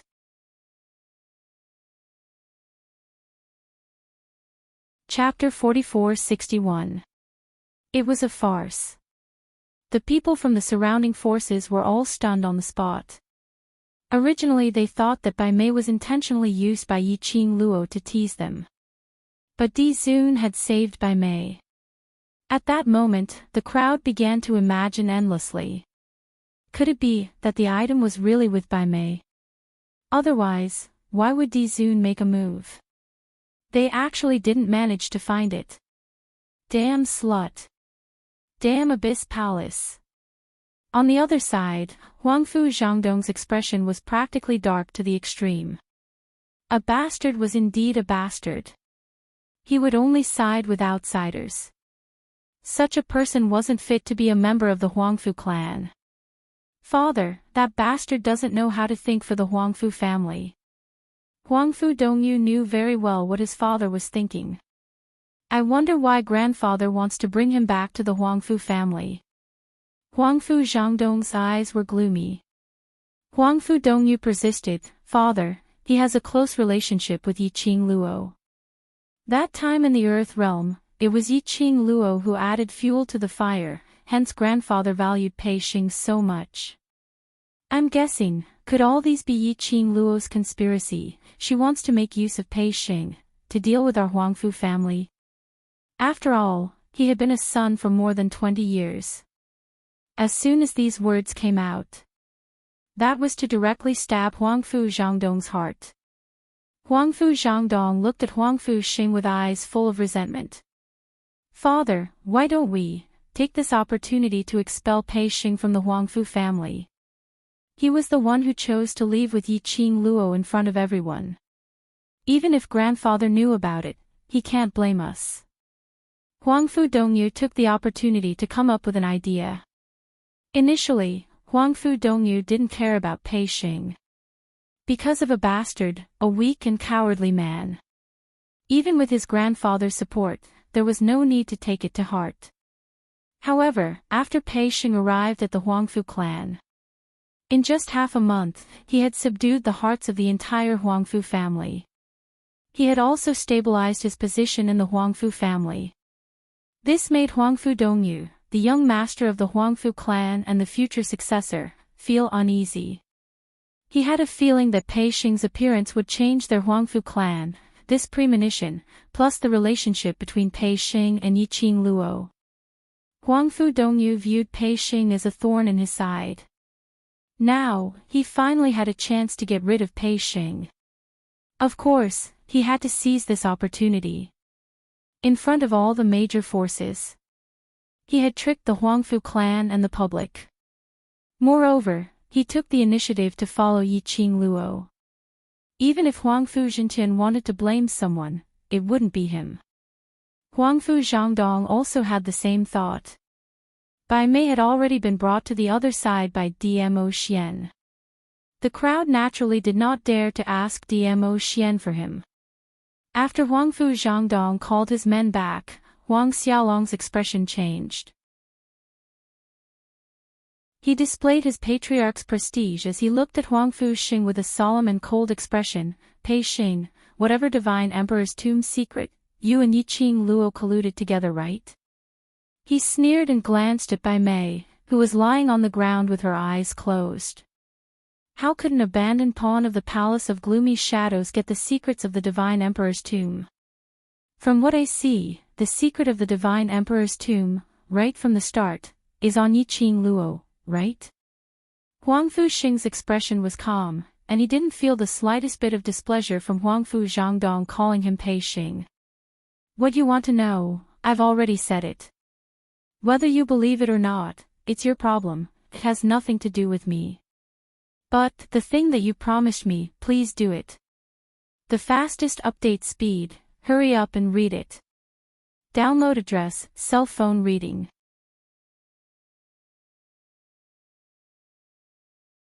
Chapter 4462. Huangfu Xing's words paused slightly. The corners of his lips curled into a faint arc.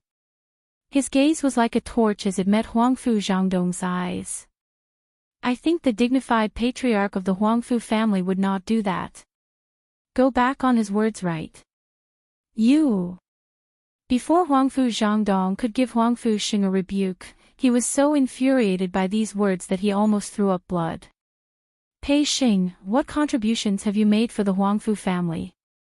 Even now, you obviously have a close relationship with Yi Qing Luo, but you still didn't fight for the Huangfu family's benefits. Huangfu Dongyu comforted Huangfu Zhangdong as he spoke on behalf of him. What right do you have to move your mother's memorial tablet to the Huangfu ancestral hall? You don't have the right, and neither does your mother. Huangfu Dongyu. Huangfu Xing's indifferent mood was suddenly broken at this moment. His eyes were filled with rage. Ah, Sheng. Gu Zixi hurriedly hugged Huangfu Xing's arm to prevent him from getting angry. What Huangfu Xing couldn't tolerate was the Huangfu family's people commenting on his mother. This was his reverse scale. And Huangfu Dongyu obviously knew about this. He intentionally brought it up at this moment. He wanted to infuriate Huangfu Xing. If Huangfu Xing really flew into a rage and did something irreversible, this would only fall into Huangfu Dongyu's trap. What a joke. A desperate woman who wanted to marry an outsider, slept with a wild man, and while the family was busy with the war, she secretly left the family with the wild man. This kind of woman also wants to enter our Huangfu family's ancestral hall. The more Huangfu Dongyu spoke, the more outrageous his words were. You, this bastard, have no right to become a Huangfu family's member, not to mention your shameless mother. Bam! A loud slap resounded through the entire Tianya Ridge, like a sudden clap of thunder. Huangfu Dongyu's body flew out directly, crashing heavily onto the ground. Dongyu. Huangfu Zhangdong looked at his eldest son, like a kite with a broken string, crashing heavily onto the ground. He cried out in shock and immediately called for someone to help him up. When Huangfu Dongyu was carried over, Huangfu Zhangdong saw the obvious palm print on his face. Pei Sheng. Huangfu Changdong was angered to the point his eyes turned scarlet red, and he glared fiercely at Huangfu Sheng. This bastard actually dared to touch his son in front of him. He really did not put him, the current patriarch, in his eyes. Now, he even dared to be so bold. Would it be in the future? They even wanted to usurp his position as the family head. Huangfu Sheng was also dumbfounded by this scene. He admitted. Huangfu Dongyu's words just now, it had already provoked him. He was indeed furious. He clearly knew that Huangfu Dongyu was deliberately provoking him, but he still couldn't help but want to attack Huangfu Dongyu. However, he was held tightly by Gu Zishi.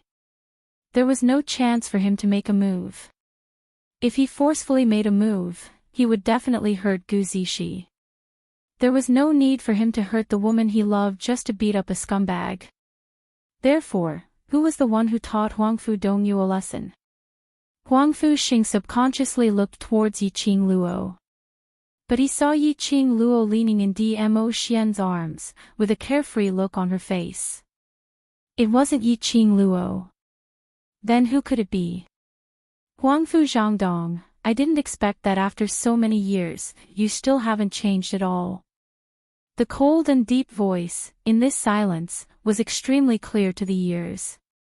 The fastest update speed, hurry up and read it. Download address, phone reading.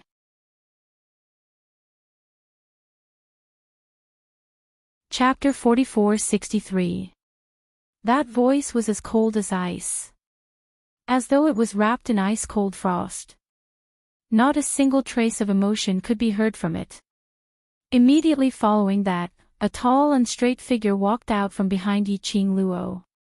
That was an 18 to 19-year-old young man, dressed in black, and his imposing manner wasn't weak at all. But that young man's face was unprepossessing. Especially that pair of eyes which resembled a wild beast. When it swept past Huangfu Zhangdong, it was like a prey which had been targeted by a wild beast. There is a kind of creepy feeling. That young man, could be said. In Yiqing Luo's group, each of them were as beautiful as flowers, outstanding and outstanding. He was a different kind of existence. Especially since right from the start till the end, there was an innocent and harmless, mischievous and beautiful lady who stuck beside him. The surrounding large forces had some impression of this young man. But even if the young man's looks were unprepossessing, but when he stood in that group, he didn't feel out of place. Previously they hadn't noticed it. Now when they walked out alone, the imposing manner which the young man was emitting was comparable to many of the large forces present. What are you? How dare you call Patriarch Huangfu by his name? Huangfu family's guard berated him sternly. Huangfu Zhangdong's brows creased tightly as he stared deadly at the young man. That face was extremely unfamiliar. But that pair of eyes. He was very familiar. Earlier the voice and tone was so familiar that it made him. Huangfu Zhangdong's expression suddenly turned cold. Huangfu Jin. He was practically gritting his teeth as he spat out these three words. Huangfu Jin. Huangfu Dongyu, who was on the verge of fainting, after hearing this name. His entire being awoke. He pressed the wrist of the person who was supporting him tightly as he endured the pain in his body and looked over there. His gaze fell upon that unprepossessing, ordinary-looking young man. His pupils abruptly widened. Fifth brother. The young man Who was Xiao Jin's attitude towards the both of them revealed a cold smile. Why? So shocked to see me. Did you think that in this lifetime, I would never be able to return? His tone was filled with ridicule. No. How could you? Huangfu Dongyu opened his mouth and pulled the swollen muscles on his face, causing him to salivate from the pain. It's you who hit me. Xiao Jin cast a disdainful glance at him. Huangfu Zhangdong won't teach you how to behave, so I'll teach you what it means to respect your elders. He snorted coldly and continued, Huangfu Xing is my cousin, and his mother is Huangfu Zhangdong's younger sister, which is also your aunt. Who taught you, as a junior, to insult your elders like this? Then who taught you? As a son, how dare you call your father by his name? Huangfu Zhangdong's furious voice interrupted him. Son. Xiao Jin's eyes were filled with ridicule. 10 years ago, didn't you expel me from the Huangfu clan and remove my name from the clan records? Huangfu Zhangdong was both furious and shocked, his face flushed red while his chest rose and fell violently. Xiao Jin didn't care about his thoughts at all. He calmly and indifferently emphasized, now, my name is Xiao Jin. Huangfu Jin died 10 years ago. This series of episodes. It caused the people from the surrounding forces to be a little dumbfounded. What kind of situation was this now? Weren't they here to snatch the Divine Phoenix Profound Heart Jade and find out the secrets of the Divine Emperor's tomb? Why did it become a drama now, a family scandal? Hurry up and read the latest update. Download address, phone reading.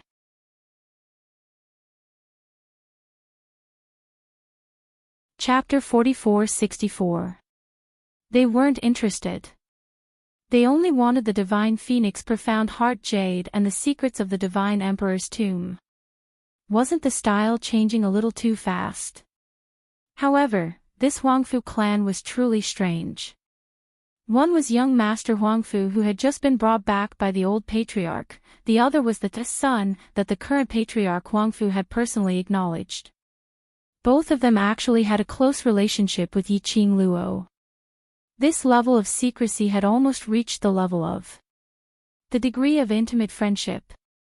He didn't even know how to make good use of such a relationship. Was the Huangfu family stupid? On the contrary, he even spoke ill of those two. Could it be, this must be a conspiracy? He was deliberately putting on a show in front of them. Following that, he quietly helped the Huangfu family to find out news regarding the God Emperor's tomb from Yiqing Luo or the Overlord. In the minds of the crowd, a large number of conspiracy theories immediately popped up. All of them were guessing, after leaving the Tianya Ridge. He sent his men to surround the Huangfu family. Who cares if it's one of the 4 great clans? Nothing was more important than the secret of the Divine Emperor's tomb. As for the Divine Phoenix Profound Heart Jade.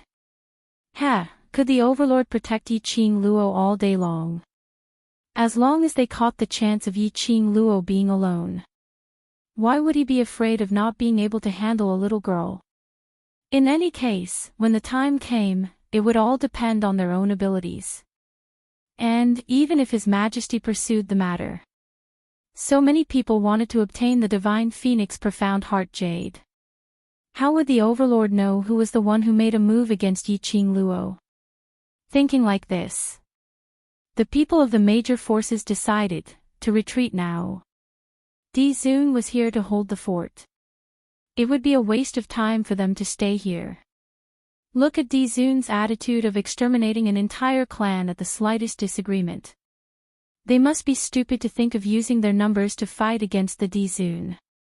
As a result, when Huangfu Zhangdong and Xiao Jin were confronting each other, the people of the major forces dispersed in an uproar. Yiqing Luo, Dmo Xian, the group, didn't they want to snatch the Divine Phoenix Profound Heart Jade? Didn't they want to gang up on her and snatch the secrets of the Divine Emperor's tomb? Why did he give up so quickly? They had sacrificed so many elites to climb to the inner region of the Tianya Ridge. Was he willing to give up so easily? She had painstakingly recovered her strength, but she hadn't had the time to do anything yet. Couldn't they fight and then retreat? All she wanted was a fight. I just want to be defeated. No matter how Yiqing Luo howled in her heart. The originally crowded Tianyao Ridge was filled with people as far as the eye could see. In just a moment, it became empty again. More and more people were leaving. On Huangfu Zhangdong's side, his heart was beating faster and faster. When they were the only ones left in the Tianyao Ridge, they were the only ones left. Huangfu Zhangdong felt a chill run down his spine. Could it be that unfilial son, Huangfu Jin, was planning to take this opportunity to get the overlord to get rid of the Huangfu family? Huangfu Zhangdong wanted to lead his men away. However, when he met Xiao Jin's mocking gaze, Huangfu Xing was calm and indifferent, as though he was looking down at him from above. Huangfu Dongyu's low groans of pain could also be heard. He simply couldn't lift his feet to leave. If he left with the crowd, if word of this got out, their Huangfu clan would lose all face. Furthermore, letting Huangfu Jin and Pei Xing off so easily, it would only make the both of them join forces and become even more arrogant. Huangfu Jin was back. Huangfu family was going to be in turmoil. He absolutely would not allow the position which belonged to him to be snatched away by others. Even if that person was his son, it was still the same. The fastest update speed, hurry up and read it. Download address, cell phone reading.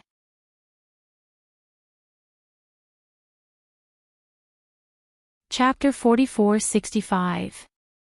In particular, what happened back then, must not be discovered. Huangfu Zhangdong's eyes shot out a treacherous cold light. But Xiao Jin completely ignored his thoughts. He grabbed Huangfu Xing's arm and said, "Let's go." Huangfu Xing was confused.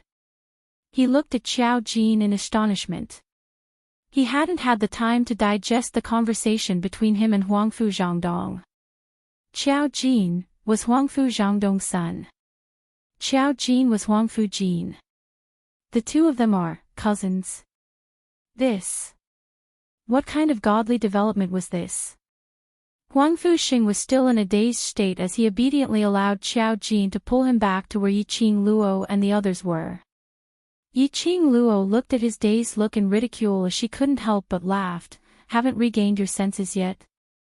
You knew about it long ago." Huangfu Xing looked at Yiqing Luo in a daze. Yiqing Luo shot a glance at Xiao Jin. "I indeed knew his identity very early on." Yiqing Luo's words had just landed. Long Yunzhan's indifferent voice rang out, "I didn't expect that. Jin Zi was actually someone from the heaven realm. After such a long time, he actually didn't tell us. They had been together for so many years. They had experienced so many life and death situations together.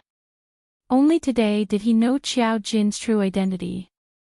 Xiao Jin raised his eyebrows and replied calmly, "You didn't tell anyone that you're a dragon, did you?" "Same here." Long Yunzhan, in their devil class, in the world mercenary group, just how many people were there, and how many secrets were they hiding? Alright, let's talk about acknowledging relatives after we leave Tianyao Ridge. Yiqing Luo lazily leaned into Dmo Xian's arms. "Let's go." No one had any objections.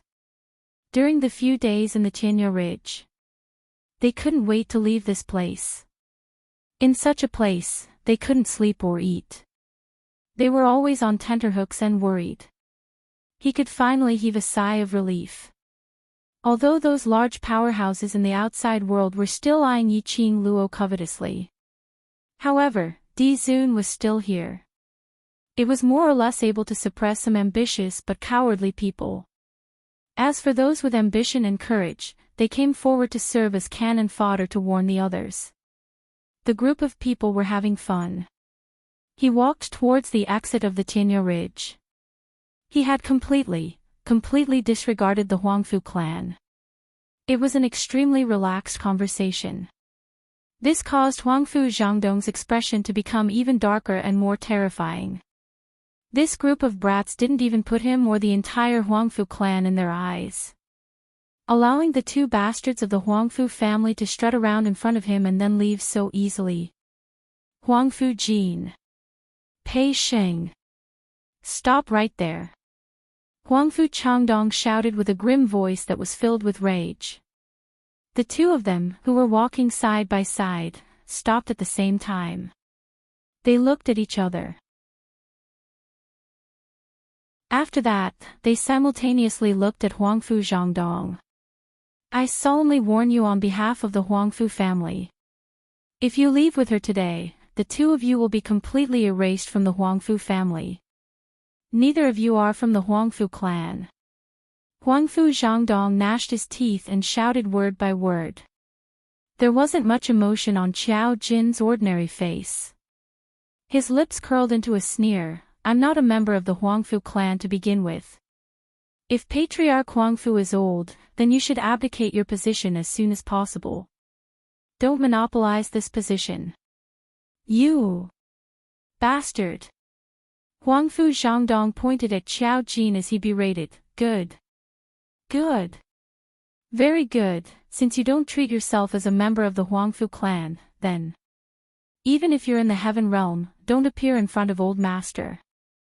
***5. Update, end of this chapter, the fastest update speed, hurry up and read it. TXT download address, phone reading.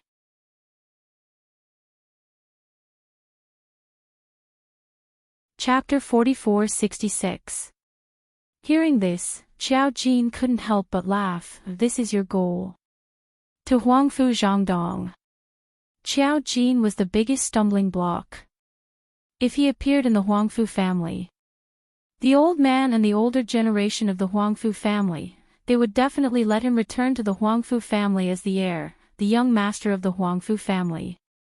Because Qiao Jin was recognized by the ancestors as the heir of the Huangfu family. Because he had a pair of pure golden pupils. So what? As long as he didn't want to give up power. As long as Qiao Jin still hated the Huangfu family. Qiao Jin would never inherit the Huangfu family. Even if he, Huangfu Zhangdong, abdicated in the future. It was absolutely impossible to let Qiao Jin inherit the position of the Huangfu family head. Huangfu Zhangdong's face was cold. If you still want to see the old man, go back with me now. Go back. Qiao Jin's lips curled up in ridicule. You guys went to pick me up several times, saying that you want me to return to the Huangfu family, but when did you really let me go back? His eyes suddenly narrowed. The cold light reflected was like that of a ferocious beast, shocking people. Are you sure, you want me to go back? You. Huangfu Zhangdong's body stiffened. He said this because he knew that Qiao Jin's hatred for him, for the Huangfu family, and knew that he wouldn't come back. He would say this. It was just because he was in the right. But Qiao Jin's reply caused him to be unable to continue the conversation for a moment. On the other side, Huangfu Xing's voice sounded, Patriarch Huangfu is indeed old. He has even forgotten that I have changed my name to Huangfu Xing and entered the Huangfu family's genealogy book. Huangfu Zhangdong's expression suddenly froze. Both of them were stubbornly insisting that he was old. Could it really be like what Dongyu said? They actually wanted to take over the entire Huangfu family. This thought made Huangfu Zhangdong look at the two with more suspicion. Huangfu Xing continued to say, however, based on how clan leader Huangfu addressed me as Pei Xing, I'm sure you've never regarded me as a member of the Huangfu clan. Therefore, it's reasonable that I'm unwilling to follow you back to the Huangfu clan. Since Patriarch Huangfu isn't sincere and wants to invite us back, why are you putting on an act? Huangfu Xing's words were extremely sharp. Huangfu Zhangdong's face was almost covered by dark clouds. Pei Xing. He gritted his teeth and shouted the name, good. Good. Did the both of you really think that by doing this, you are showing your loyalty to Yi Qing Luo and the Overlord. As the current patriarch of the Huangfu family, I'm telling you, if you don't return to the Huangfu family today, don't even think about taking another step into the Huangfu family. Ha! A clear chuckle suddenly rang out after these stern and dignified words were spoken. That laughter was filled with mockery and ridicule. Shortly after, the young lady who had been watching the show lazily walked out. Her steps were even. Her footwork was graceful. Every single one of her movements revealed her noble and indolence. Patriarch Huangfu. The young lady's clear voice was very pleasant to the ears. Especially in this quiet dense forest, it seemed as though there was a faint echo. As for Jin Zi and Ah Xing, they have never expressed their loyalty to me. To me, they are my comrades who fight side by side. Her smile became even more devilish and devilish. 6. Update, end of this chapter, the fastest update speed, hurry up and read it. Download address, phone reading.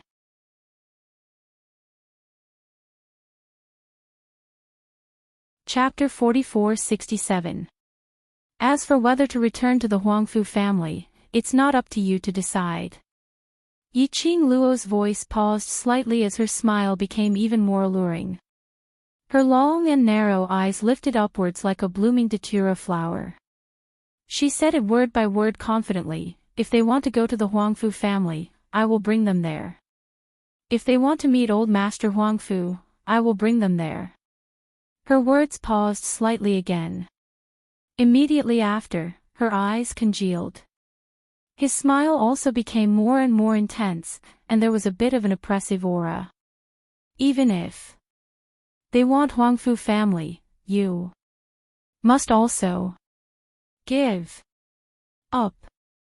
With the last 4 words, Yi Qing Luo spat it out one word at a time. Arrogant and confident to the extreme. Her words were arrogant, as though she just wanted to get something unimportant. Huangfu Zhangdong's face was as black as charcoal. His eyes were filled with treacherous coldness. What a big tone.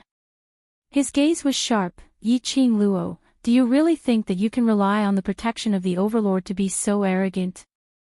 Do you think Huangfu family's foundation is something that you can destroy? Huangfu family was after all one of the 4 great families. Wasn't Yi Qing Luo thinking of things too simply? In the end, she's just a child. Huangfu Zhangdong's eyes were cold as his gaze swept past Dmo Xian. Following that, he suppressed the surging hatred in his chest. Yi Qing Luo, you won't be complacent for long. You'd better follow the Overlord closely, otherwise. He gave a cold laugh as he didn't need to say anything. Let's go. Huangfu Zhangdong flicked his sleeves as he headed in the opposite direction of Yi Qing Luo and the rest. Behind him, a young lady's cold laughter was heard. That laughter was like the ringing of a bell, extremely melodious. But when it fell into Huangfu Zhangdong's ears, it was like a fiery slap on his face. Because Yi Qing Luo's laughter was obviously ridiculing them for escaping. Patriarch Huangfu, I'll quietly wait for your good news in the Gu residence. If Patriarch Huangfu is unable to suppress my complacency even after a long time, it's very possible that I'll become complacent and personally bring Jin Zi and Xing to the Huangfu clan to cause trouble. The young girl's laughing voice entered Huangfu Zhangdong's ears along with the breeze. Huangfu Zhangdong's footsteps came to a halt. He tightly clenched his fists and angrily strode forward. *TCH who relied on His Majesty to be arrogant and despotic. One day, he would crush her like an ant, ruthlessly crushing her to death. Yi Qing Luo's group walked out of Heaven Cliff Ridge smoothly.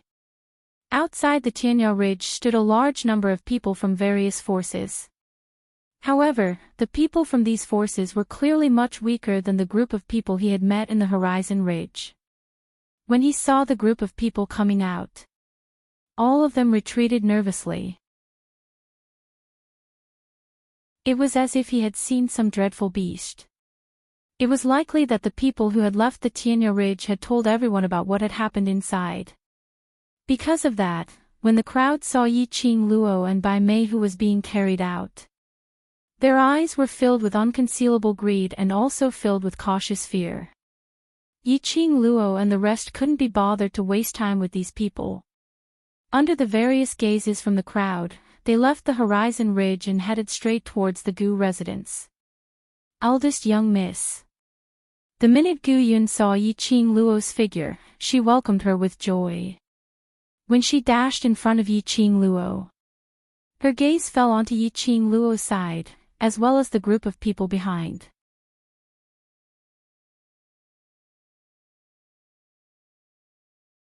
Chapter 44-68. She was shocked and immediately bowed respectfully. Lord Dizun. Yi Qing Luo looked around the Gu residence. The Gu residence had not changed much from when she had left. Gu Yun knew that the person beside her was the Overlord. This meant that Gu Yun had long heard about the rumors regarding her, as well as what happened at Tianya Ridge. She pulled Gu Yun over and asked directly, "Where's the barbaric blood king?"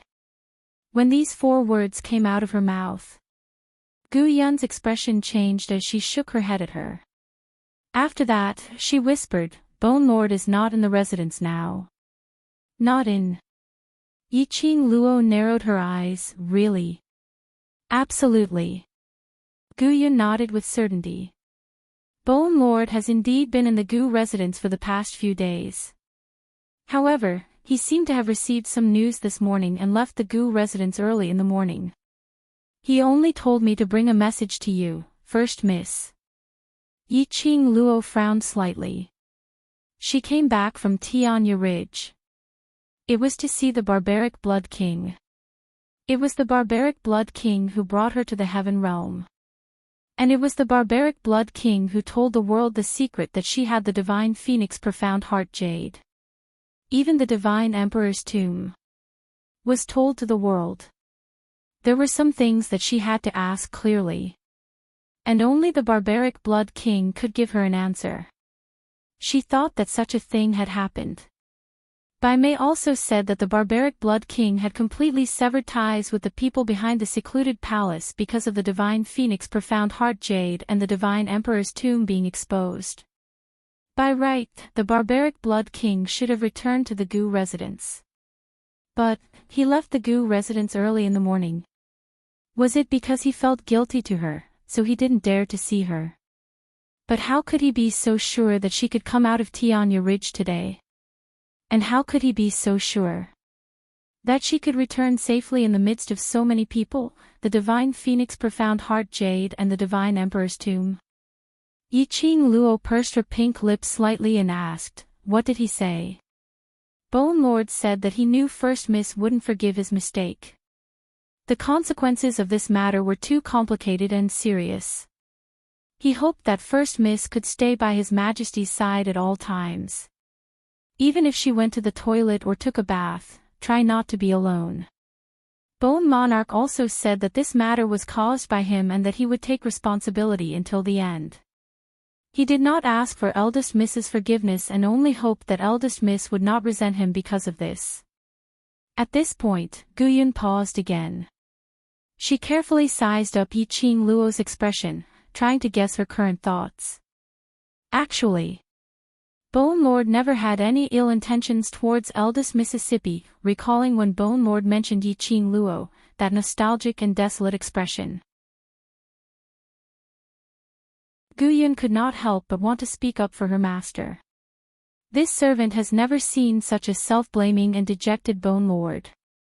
After the incident, his heart is actually more tormented than anyone else. Seeing that Yi Qing Luo didn't reply for a long time, Gu Yun couldn't help but continued. During this period of time, various powerhouses were discussing on how to find you and get what they wanted from you. After Bone Lord heard about it, he even killed several powerhouses' people in public. But, no matter how much Gu Yun said, Yi Qing Luo's expression didn't have much change. Gu Yun was a little frustrated as she helplessly sighed. This servant knows that I shouldn't say these words, but I just don't wish for there to be a huge misunderstanding between Eldest Miss and Bone Lord. I know. Yiqing Luo raised her hand and patted her shoulder. Whether to forgive him or not, we can only talk after we settle the matter face to face.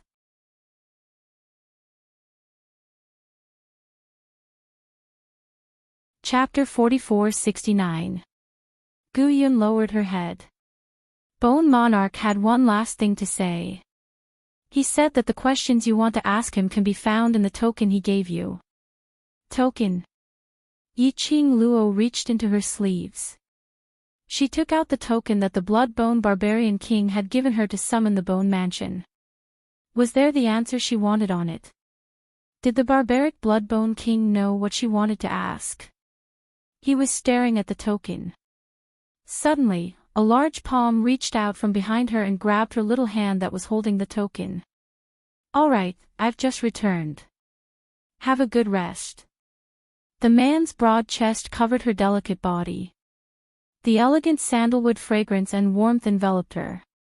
He kept that token back into Yiqing Luo's sleeve. Even if you're not tired, your bunch of brothers should be tired. Yes, yes. Eldest Miss must be tired. This servant will get someone to prepare now.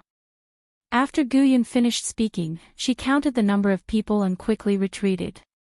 Yiqing Luo was in Dmo Xian's embrace as she turned around to face him. She stretched out her hands and hooked them around the man's neck. The man exerted a little strength in his arms and held the girl in his arms. He hurriedly walked to the hall not far ahead. When Yiqing Luo's gaze swept past the wide-open Gu residence's main door, her eyes flashed past a sharp glint. Outside the door, on a seemingly normal street. But, every corner, or passers-by. When he looked at the Bone Mansion, their eyes were filled with greed and vigilance. Clearly, the entire Gu mansion had already been targeted by the various large factions. No wonder Dmo Xian stopped her from continuing the discussion with Guyun earlier. Soon, Guyun made the arrangements. A servant led Yan Xiaoyi and the rest to the guest room. Dmo Xian carried Yiqing Luo as they returned to Yiqing Luo's room in the Gu residence. There was no one to lead the way.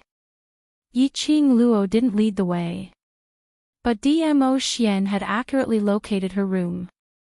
Yiqing Luo couldn't help but curled her lips as she gave a teasing smile. How did Xian know? This is my room. Could it be that before Xian came to the heaven realm to look for me, he specially came to my room? Dmo Xian lowered his head. His obsidian eyes reflected the girl's picturesque face. He slowly bent down. Just a finger's distance away from Yiqing Luo's lips, he stopped. His black hair sprinkled on her face. Like a feather, it gently tugged at her heartstrings. Hot breaths intertwined with each other. It was an ambiguous distance, but the man did not continue to be ambiguous. His nose sniffed her body. His low and hoarse voice had a hint of palpitation that tugged at her heartstrings. There's your scent here. It's very fragrant, Yiqing Luo. He started flirting again without saying a word. This baby can't take this kind of teasing, hey. If he couldn't take it anymore, he wouldn't be able to take it anymore. Yiqing Luo's hands around the man's neck suddenly increased in strength. Their lips touched. Dmo Xian's long eyelashes fluttered. In his eyes, there was a playful smile on the girl's face. The expression on his face became gentle. His eyes were filled with love and tenderness. He exerted a little force with his hands. He held the girl's delicate body and deepened the kiss. The fierce and lingering kiss made the temperature of the two rise. The two figures slowly disappeared into the room. When both of them fell onto the soft big bed, the man's hand was propped up on the side of the bed. From Yiqing Luo's angle, she looked at the man's handsome and elegant face. She only felt that this man was enough to make the sun, moon, and stars lose their splendor. Her eyes were filled with a smile, welcoming the man's even more aggressive kiss. 9. End of this chapter. The fastest update speed. Hurry up and read it. Download address.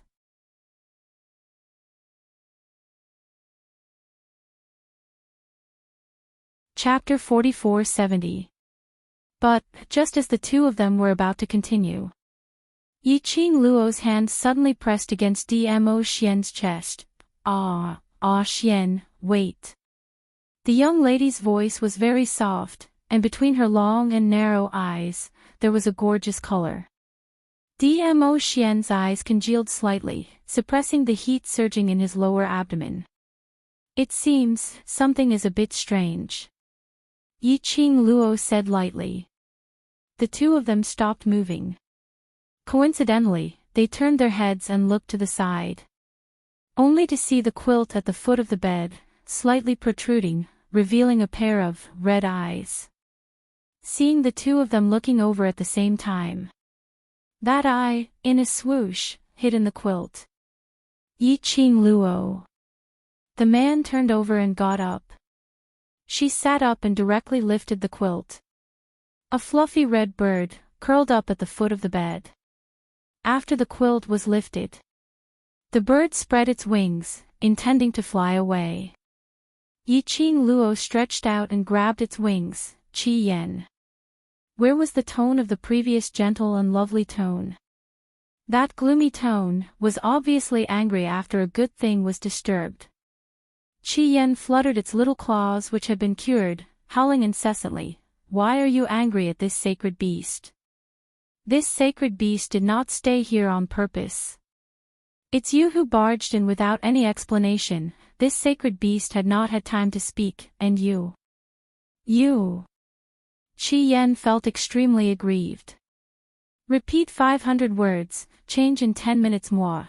But, just as the two of them were about to continue, Yiqing Luo's hand suddenly pressed against Dmo Xian's chest.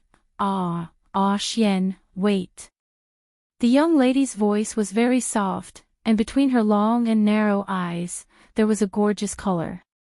Dmo Xian's eyes slightly congealed, suppressing the surging heat in his lower abdomen. It seems, there is something a bit strange, Yiqing Luo said lightly. The two of them stopped moving. Coincidentally, they turned their heads and looked to the side, only to see the quilt at the foot of the bed, slightly protruding, revealing a pair of red eyes. Seeing the two of them looking over at the same time, that eye, in a swoosh, hid in the quilt. Yiqing Luo. The man turned over and got up. She sat up and lifted the quilt. A fluffy red bird curled up at the foot of the bed. After the bedding was lifted, the bird flapped its wings, intending to fly away. Yiqing Luo stretched out her hand and grabbed its wings. Qi Yan. Her tone was no longer as gentle and charming as before. That gloomy expression was obviously the result of anger from embarrassment after his good deed was interrupted. Qi Yan fluttered its little claws that had been healed and cried out, "Why are you being so fierce to this holy beast? I didn't stay here on purpose. You were the ones who barged in without any explanation. Before this sacred beast could say anything, you. Qi Yan felt extremely wronged. However, just as the two of them were about to continue, Yiqing Luo's hand suddenly pressed against Dmo Xian's chest. Xian, wait. The young girl's voice was very gentle, and her long and narrow eyes were filled with a gorgeous color. Dmo Xian's pupils congealed as he suppressed the surging heat in his lower abdomen. There seems to be something strange, Yiqing Luo gasped lightly. The two of them stopped moving. Coincidentally, they turned their heads and looked to the side, only to see the quilt at the foot of the bed, slightly protruding, revealing a pair of red eyes. Seeing the two of them looking over at the same time, the fastest update speed. Hurry up and read it. Download address, mobile phone reading.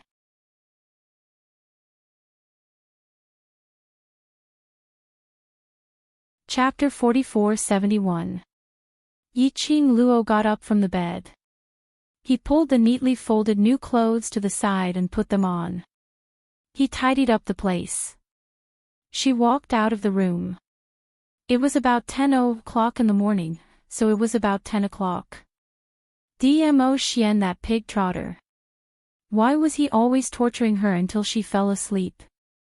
The next morning, he was nowhere to be seen. What a scumbag setting. Yiqing Luo ridiculed in her heart. But she was also clear that Dmo Xian was definitely rushing about because of her matters. The Divine Phoenix Profound Heart Jade, the secret of the Divine Emperor's tomb. No matter which point it was. They were all things that could drive people crazy and greedy. Dmo Xian couldn't possibly stay by her side all the time. However, right now, she was in the Bone residence. Even if Dmo Xian wasn't always around, those people wouldn't dare to do anything to her. For now, it was still safe. After Yiqing Luo came out, Guyun quickly walked over. Eldest young miss, you're awake. Yiqing Luo asked, are they all awake? The guests in the first and second rooms in the east wing have already woken up. Aside from the second room, the other guests in the west wing are still resting because they chatted until midnight last night, Guyun replied. The first and second rooms of the east wing were occupied by Zhou Mo, Gue Wu, and Gue Bao. In the west wing, Long Yunzhan and Tong Ziqing were in the second wing. The other guests were referring to Qiao Jin and Huangfu Xing. Just as Yiqing Luo was about to head to the east wing, Guyun suddenly thought of something. Oh yes, eldest miss, second young master Ren heard that you're back and has been wanting to meet you. Ren Jianming. Oh right, Ren Jianming was still living in the Gu residence. After she was taken away by Zhu Wuxin, a series of events had happened. She had forgotten about Ren Jianming. When she followed Guyun to look for Ren Jianming, Yiqing Luo inquired about everything that had happened in the old city during the period when she wasn't around. After she was taken away by Zhu Wuxin, Ren Jianming's profound grade was crippled, so it was naturally impossible for them to bring him along to search for Yiqing Luo's whereabouts. Therefore, Ren Jianming had been locked up in the Gu residence. Ren Jianming should be in the Gu residence. At first, it didn't cooperate. He was worried about Yiqing Luo and wanted to escape to find out news about her. However, he was caught by Gong Xiezhu this time, and she almost pressed him down in an alley and raped him. Fortunately, Guyun discovered it in time and rushed over with the Gu residence's secret guards, saving Ren Jianming's innocence. After this incident, Ren Jianming was quiet for a while. But after the news of Yiqing Luo's Divine Phoenix Profound Heart Jade and the Divine Emperor's tomb spread, all the major forces that had come to participate in the excellence list were in a frenzy. All of them were eyeing Yiqing Luo covetously. The entire city was in an uproar, researching on how to capture Yiqing Luo, how to dig out her Profound Heart Jade, how to obtain the secret of the Divine Emperor's tomb, etc. Ren Jianming panicked again. Once again, he quietly left the Gu residence. This time, he did not meet Gong Xiezhu. However, he bumped into Ren Jianming. If not for the fact that Bone Lord had returned early because of the Palace of Gloomy Shadows plotting against him, and because Ren Jianming was someone whom Yiqing Luo wanted to keep, Bone Lord saved him in passing. Ren Jianming reckoned that he wouldn't be able to live until now. He listened to Guyun talk about Ren Jianming's recent matters. Yiqing Luo couldn't help but sigh. This Ren Jianming is really plagued with disasters. No matter what he did, he would always get into trouble. Today, the Ren family is completely controlled by the eldest miss of the Ren family, and she has also announced the collaboration with the royal family. Guyun continued, according to the informant, the eldest miss of the Ren family might marry into the royal family.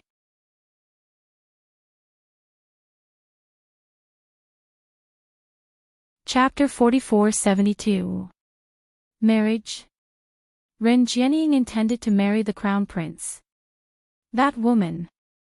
Her ambition was so big, would she be willing to marry a man? One must know that once she chose the royal family to marry. No matter how powerful she was, the Rin family would become the royal family's accessory. Based on Rin Jianying's character, how could she accept such a thing? Could it be, Rin Jianying still had the intention to let Rin Jianming and Gong Xiaozhu get married? Yiqing Luo narrowed her eyes. Does Rin Jianming know about this? Yes. Gu Yun nodded, because he knows, he has been staying in the Gu residence and didn't go anywhere else. Yiqing Luo smiled, looks like he understands his current predicament. As they were talking, they arrived at Rin Jianming's courtyard. Yiqing Luo just walked in. She saw a figure pouncing over, eldest miss. Eldest miss. That person had not reached Yiqing Luo. But he was sent flying by Yiqing Luo's sleeve. Rin Jianming touched his painful button, climbed up from the ground with an exaggerated expression. Eldest miss, we haven't met for such a long time, can't you be gentler to me? He sucked in a breath of cold air in pain. As he walked towards Yiqing Luo, his mouth kept nagging. Just when he was halfway there, his eyes suddenly lit up. Eldest miss, your profound grade has recovered. Earlier, Yiqing Luo's sleeve was swung over. The air was filled with layers of ripples. Yiqing Luo walked straight into the courtyard. Didn't you want to see me? Say it quickly. Rin Jianming followed behind. Eldest miss, how did you recover your profound grade? Can you tell me? I also want to recover my profound grade. Yiqing Luo sat on the stone bench. Go to Tinya Ridge and you will naturally recover. But from what I see, if you go there, you might die. Ren Jianming. Not might, it's definitely. Stop the nonsense, tell me what's the matter. Yiqing Luo didn't give him a chance to show off. Ren Jianming looked at Yiqing Luo with a resentful look and sat on the stone bench opposite her. As a friend, I'm worried about you, all right? Yiqing Luo shot a glance at him. These words, even if you use it to deceive others, probably no one would believe you. Ren Jianming immediately howled, Woman, why are you so cold-blooded? I was worried for you for so long. Yiqing Luo, forget it, she should just leave. Even though a series of events had happened, and he had experienced several life and death situations, he was still calm. He could still be so optimistic. He didn't feel any shadow in his heart at all. He must be a weirdo. Eldest young miss, eldest young miss. All right, I'll speak properly, Ren Jianming immediately stood up and chased after Yiqing Luo, blocking her path. Yiqing Luo took a look at him and sat down once again. Ren Jianming moved to her side and sat down.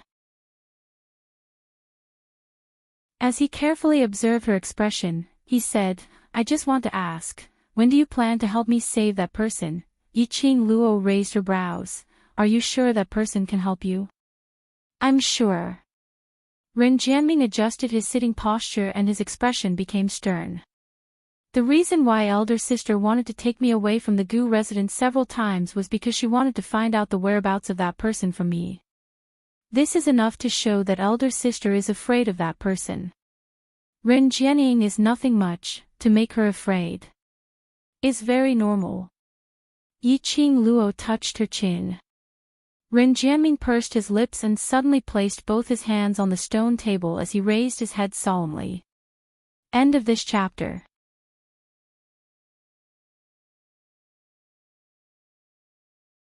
Chapter 4473. What if I say that, when I left the Gu residence 2 days ago and was captured by Big Sister, I saw people from the Palace of Darkness beside Big Sister? Gloomy Palace, Yiqing Luo's eyelids twitched. Are you sure? I'm sure. Ren Jianming nodded with certainty. Moreover, as I said before, the person who is related to Big Sister is from the Palace of Darkness. Yiqing Luo had guessed right from the start. Ren Jianying should be working with the Palace of Darkness. She raised her eyebrows. How did you know about my relationship with the Palace of Darkness? I don't know about the grudges between you and the Palace of Darkness, but I know that your purpose in coming to the Heaven Realm is related to the Palace of Darkness. Enchanting explained, ever since the Palace of Tenebrous Shadows spread the news that you have the Divine Phoenix Profound Heart Jade in your body and the Divine Emperor's tomb, I roughly knew that there was a story between you and the Palace of Tenebrous Shadows. Yiqing Luo squinted her eyes thoughtfully. Enchanting continued, Big Sis is very anxious to find the person I want you to save. It seems that it is also the intention of the Dark Palace. If you save that person, not only will you help me, but you will also deal with the Dark Palace. This reason can convince me. Yiqing Luo's lips curled upwards. I can promise you that as long as you save that person, he will definitely help you deal with the Palace of Darkness. I don't want the Ren family to be destroyed by Big Sis. Enchanting was still trying to persuade him. However, at this point, he was first stunned as he stared blankly at Yiqing Luo. After some time, he finally reacted to the meaning of those 8 words which Yiqing Luo said earlier. He jumped up excitedly. You agree? Yes. Yiqing Luo replied. Enchanting's excitement was evident in his words. You. Eldest Miss, I'm really grateful to you. You're the savior of the Ren family, don't thank me so early, I might not be able to save him. Yiqing Luo looked at Enchanting carefully. It was certain that Enchanting's words were from the bottom of his heart. In the end, both of them discussed that after Dmo Xian returned, they would follow Enchanting to save the person he mentioned. Dmo Xian was mentioned. Enchanting looked a little down. After hesitating for a long time, he finally asked, You and the Overlord, really? Yiqing Luo smiled lightly as her brows rose, feel that I'm not worthy of him? No.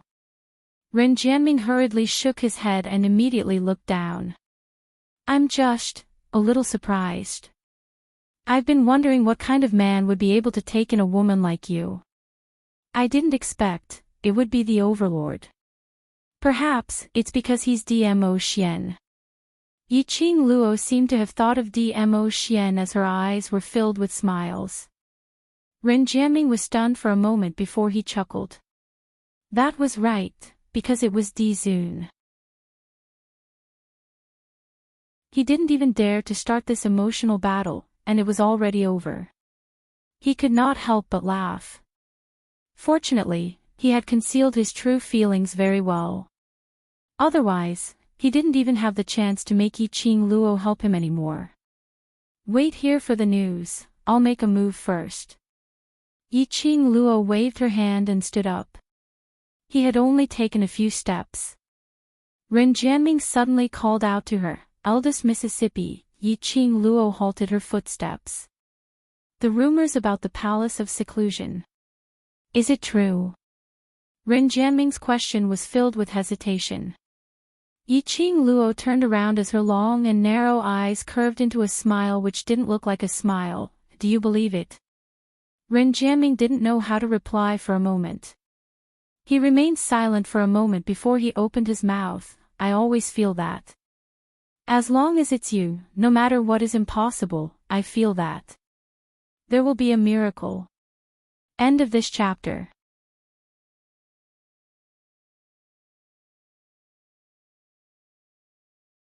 Chapter 44-74.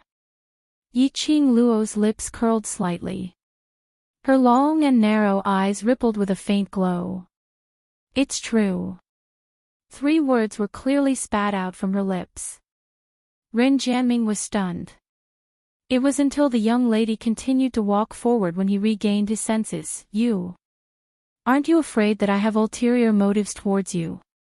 Yiqing Luo's footsteps didn't stop this time. She continued to walk forward. But her voice was clearly transmitted into his ears. Although you're not very reliable, but I don't believe you. Believe? Enchanting's heart felt as though something had exploded.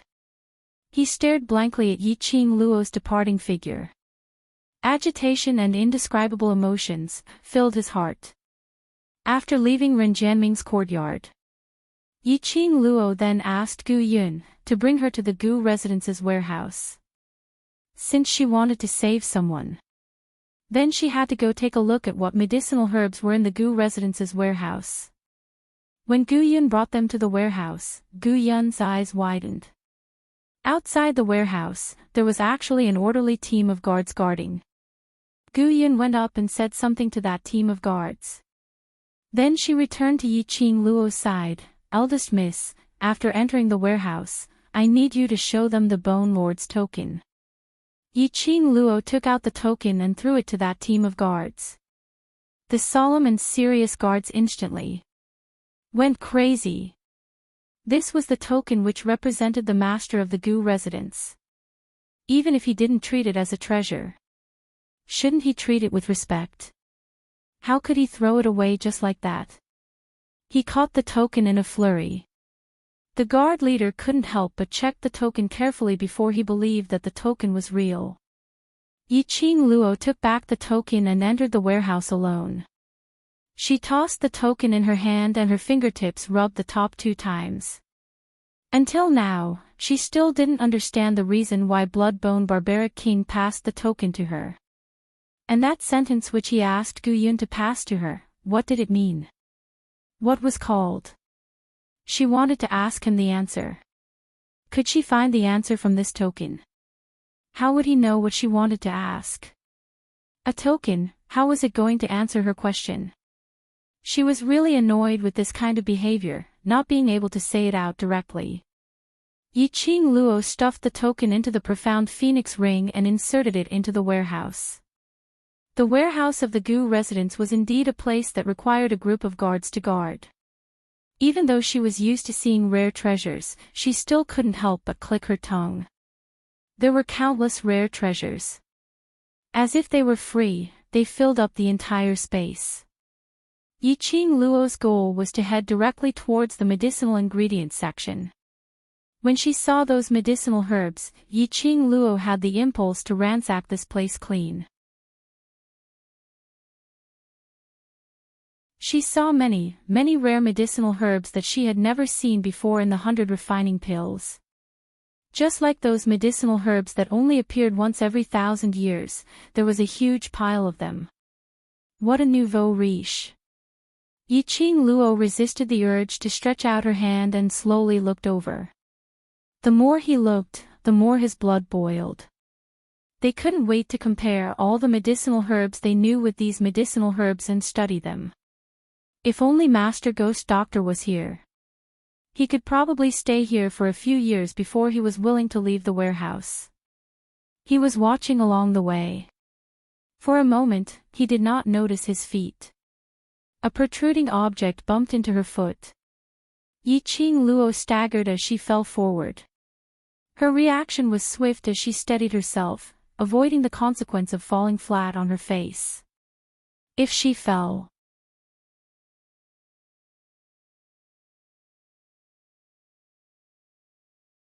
Chapter 4475.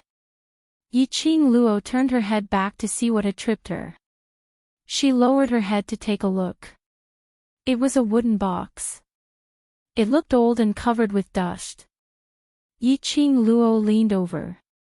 Although there were many rare treasures in the Gu residence's warehouse, so much that it made one dazzled. But every single item was neatly placed. Why would there be a wooden box in this medicinal herbaria? But something that would appear in the Gu residence's warehouse. It was definitely a treasure. Yiqing Luo lifted her leg and gave it a kick. She didn't hear any sound from inside. Yiqing Luo didn't smell any strange smell from the box. She tentatively stretched out her hand and poked the wooden box. After confirming that there were no hidden weapons in the wooden box, she then moved the wooden box in front of her. She raised her palm and the profound wave rippled, blowing away the thick layer of dust on top of the wooden box. The rectangular wooden box had an extremely complicated and ceremonial totem on top, winding around the entire box. Yiqing Luo's fingertip rubbed on the totem. If she didn't see it wrongly. These totems seemed to be similar to the totems on the murals of the Divine Emperor that she had seen before, but they were different in approach. But if she looked closely, it wasn't similar at all. There was a kind of imitation feeling. Yiqing Luo picked up the wooden box and sized it up. There was no lock on the wooden box. But she couldn't open it no matter what. Strange and strange. Yiqing Luo turned the wooden box over and over, checking it thoroughly. She couldn't find a way to open the box. Yiqing Luo might as well throw the wooden box into the profound phoenix ring. Forget it, bring it out first and ask Xian when he returns. She had just kept the wooden box. Just as she was about to get up. Out of the corner of his eye, he was suddenly blinded by a bright light from a certain spot. That was the direction where she had tripped over the wooden box and almost fell. If she had really fallen onto the ground, she might have discovered. From that corner, a faint and bright light shone out. Light? In the warehouse, every area was illuminated by luminous pearls. Coincidentally, the luminous pearls in the medicinal herb area were placed closer to the front. The position where Yiqing Luo was standing now, the light wasn't that bright. Because of that, the light in the corner was slightly more obvious. Yiqing Luo raised her brows slightly. Could it be that someone wanted to dig a tunnel and steal something from the warehouse? No, if there really was something, the group of guards outside the door would have noticed it immediately. Yiqing Luo thought for a moment and walked towards the direction of the light. Just as he approached, she furrowed her brows. The light came from a hole about the size of a fingertip in the corner of the wall. And when she just got close, from the entrance of the cave, he felt it was an extremely weak response. F***ck. It was Qi Yen. This feeling made Yiqing Luo go into a daze. After that guy was thrown out by Dmo Xian last night, he didn't return to her pet space. It's just a bird. Where did it go to wander? Yiqing Luo leaned towards the entrance of the cave and looked over against the light.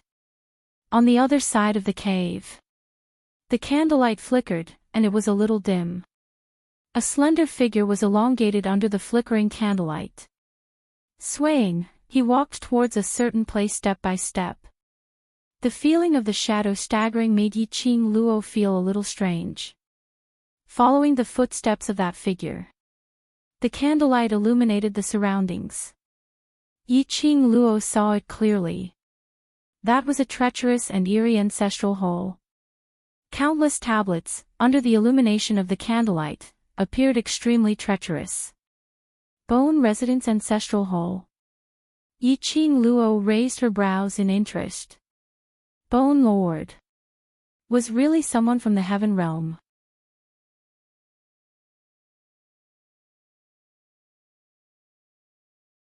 Chapter 4476. Otherwise, there wouldn't be so many tablets in the Gu Residence's ancestral hole. But that figure, who was he? Why did he appear in the Gu Residence's ancestral hole? And Qi Yen, that bastard, why was he in the Gu Residence's ancestral hole? Yiqing Luo's gaze swept across the surroundings but didn't see any trace of Qi Yen. She frowned and used her consciousness to call out to Qi Yen. Her divine sense was actually blocked by a barrier. She couldn't communicate with Qi Yen at all. This kind of situation, Qi Yen must have done it on purpose to cut off the spiritual link between them. What on earth was he trying to do? Yiqing Luo searched around. She didn't find any place from the warehouse to the ancestral hole. She couldn't possibly break through this place, right? She probably hadn't reached the ancestral hall yet. She would be taken away by the team of guards outside. Moreover, there were so many rare treasures here. Break through the warehouse. These precious medicinal herbs would be lost. Yiqing Luo decided to leave the warehouse and find Gu Yun to understand more before heading to the ancestral hall openly. Just as she was about to leave, coincidentally, the figure in the ancestral hall slowly turned around. A strange and horrifying face appeared in Yiqing Luo's pupils. The candle flame flickered, contrasting with the curved black blood on that face. She could even vaguely see the eerie white bones with black qi. That face. It couldn't be called a face anymore. Bai Mei. That face was exactly the Bai Mei who didn't have any young lady's skin on. Didn't she throw Bai Mei into the room guarded by the Gu residence's secret guards? She even specially placed the jade pendant which had Bai Su's consciousness in the room, so that the two sisters could have a good talk. How did Bai Mei appear here? Yiqing Luo's heart suddenly thumped. Bai Mei would absolutely not take such a big risk and run to the Gu residence's ancestral hall for no reason. Especially she didn't even bother to conceal her own face. To Bai Mei, appearance was everything she insisted on. Yiqing Luo dismissed the idea of letting Gu Yun lead her to the Gu residence's ancestral hall. If she swaggered over, it would only attract Bai Mei's attention. She wanted to see what Bai Mei was trying to do. The ancestral hall wasn't big. Yiqing Luo could see Bai Mei's every move clearly from this hole. Bai Mei's steps were obviously very unsteady. However, he still forced himself to walk around the ancestral hall. It seemed to be searching for something. He walked around the ancestral hall and searched around it. Bai Mei seemed to be a little impatient. That terrifying face of his was distorted. He quickened his pace. She hurriedly walked around the ancestral hall once more. Even the spirit tablets on the table were carefully examined. Finally, he bent down and crawled under the table where the memorial tablets and offerings were placed. Again, there was nothing. She angrily crawled out from under the table. He did not care about the dust on his clothes. With a twisted face, he bared his teeth and glared angrily as he searched the surroundings once more. His movements became much more violent. Yiqing Luo's brows rose as she was rather curious. What was Bai Mei looking for in the Gu residence's ancestral hall? Bai Mei could be considered a member of the Palace of Darkness now. Her current actions should be a mission issued by the Palace of Darkness. Only the Palace of Darkness could intervene to help. Bai Mei, who was already at Heaven's Boundaries Ridge, surrounded by various powerhouses and was on the verge of death, was able to avoid the Gu residence's secret guards and escape from the room.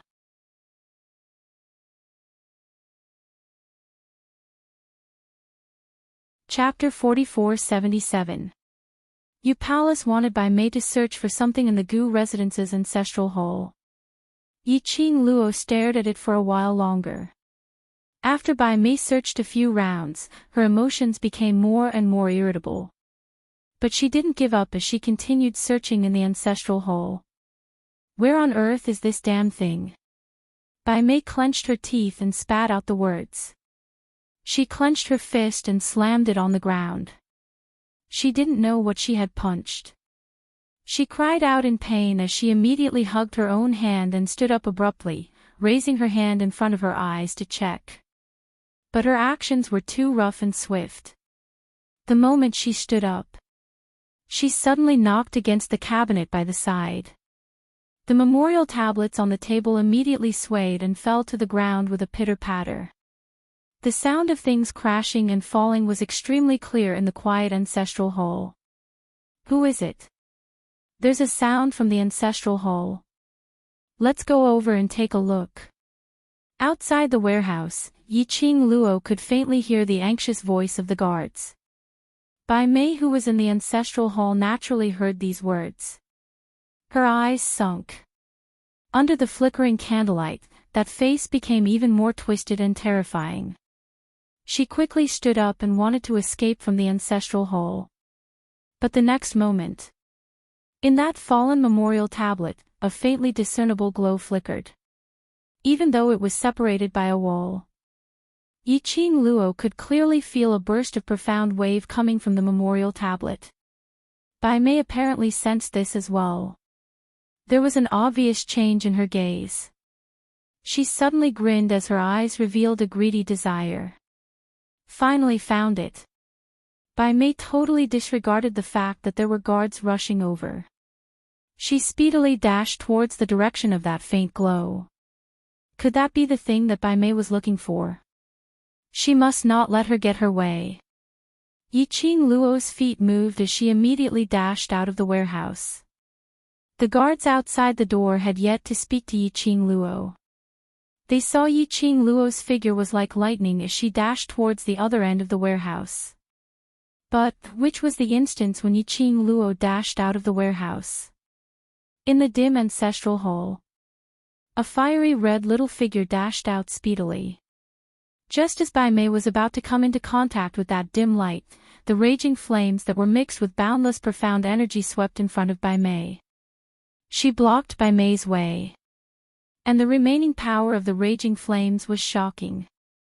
The memorial tablets on the table fell to the ground. "Get lost!" Bai Mei shouted in a hoarse voice. She glared at the palm-sized bird that was spreading its wings and bared her fangs. Qi Yan sneered, "You dare to do little things behind the master of this sacred beast will burn you." It flapped its wings fiercely. The hurricane swept over. When he arrived in front of Bai Mei, the hurricane suddenly turned into two fire dragons. It bared its fangs and brandished its claws at Bai Mei. In an instant, Bai Mei's soft black hair curled up from the heat of the raging flames. Bai Mei's face contorted when she smelled the burning smell. She grabbed at her hair with both hands. After feeling the burnt roots of the hair, his entire face was filled with a strong murderous aura. Bang! Bai Mei's palm wind surged as a thick black qi filled the entire space. Qi Yan swiftly evaded it. As the phoenix feathers moved, they flickered with a colorful fiery light. After it was thrown out by the overlord, it saw Bai Mei sneakily circling around the Gu residence. It had been following Bai Mei.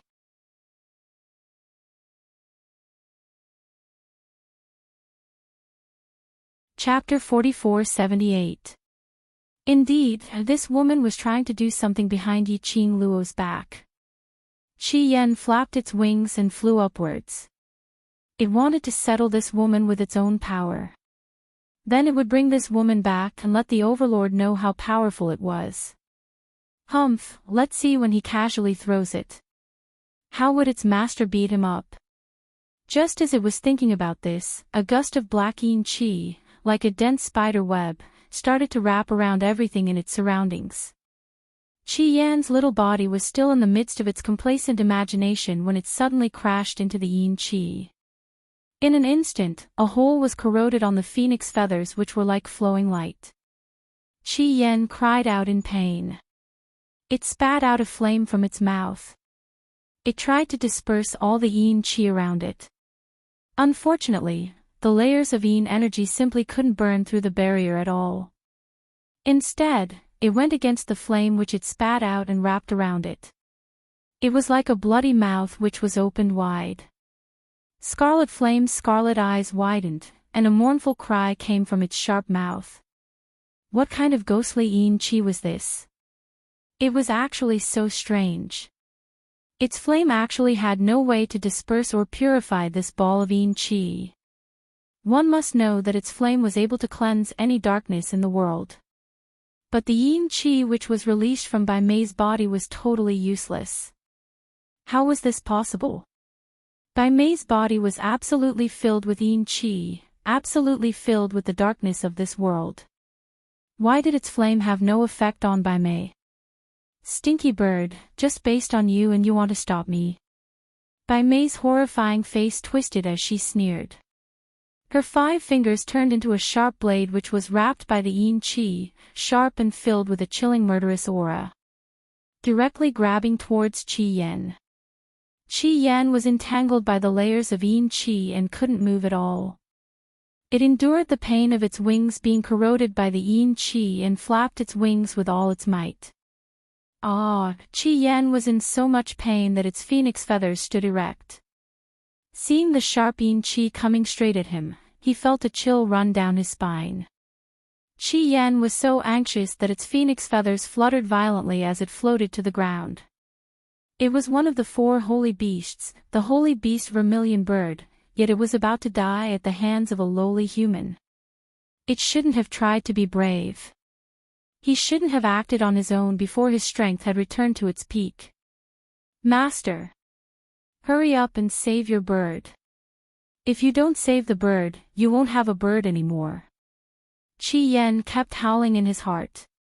He had not expected that before he died, he wasn't thinking about his 3 brothers, but Yi Qing Luo. Bai Mei. It was a slightly cold voice that emitted a chilling intent. In this quiet ancestral hall, it was treacherous and sinister. After that, the door to the ancestral hall was suddenly kicked open. In front of Bai Mei's eyes, an afterimage that looked like a sunset flashed past. He felt a dull pain in his chest as he was sent flying by a powerful force. The young girl was dressed in a fiery red robe, and she exuded a noble and lofty aura. Bai Mei felt a sharp pain in her chest. She looked at the newcomer in disbelief. His gaze collided with the girl's cold and disdainful gaze. She only felt that she had been despised by Yi Qing Luo. How dare you touch my beast? The young girl's pink lips curled up coldly as her smile was like a blooming poppy. Immediately after, she didn't look at Bai Mei. Her body turned slightly. She stretched out both her hands towards Qi Yan, who was entangled by the yin qi. Wherever her hand went.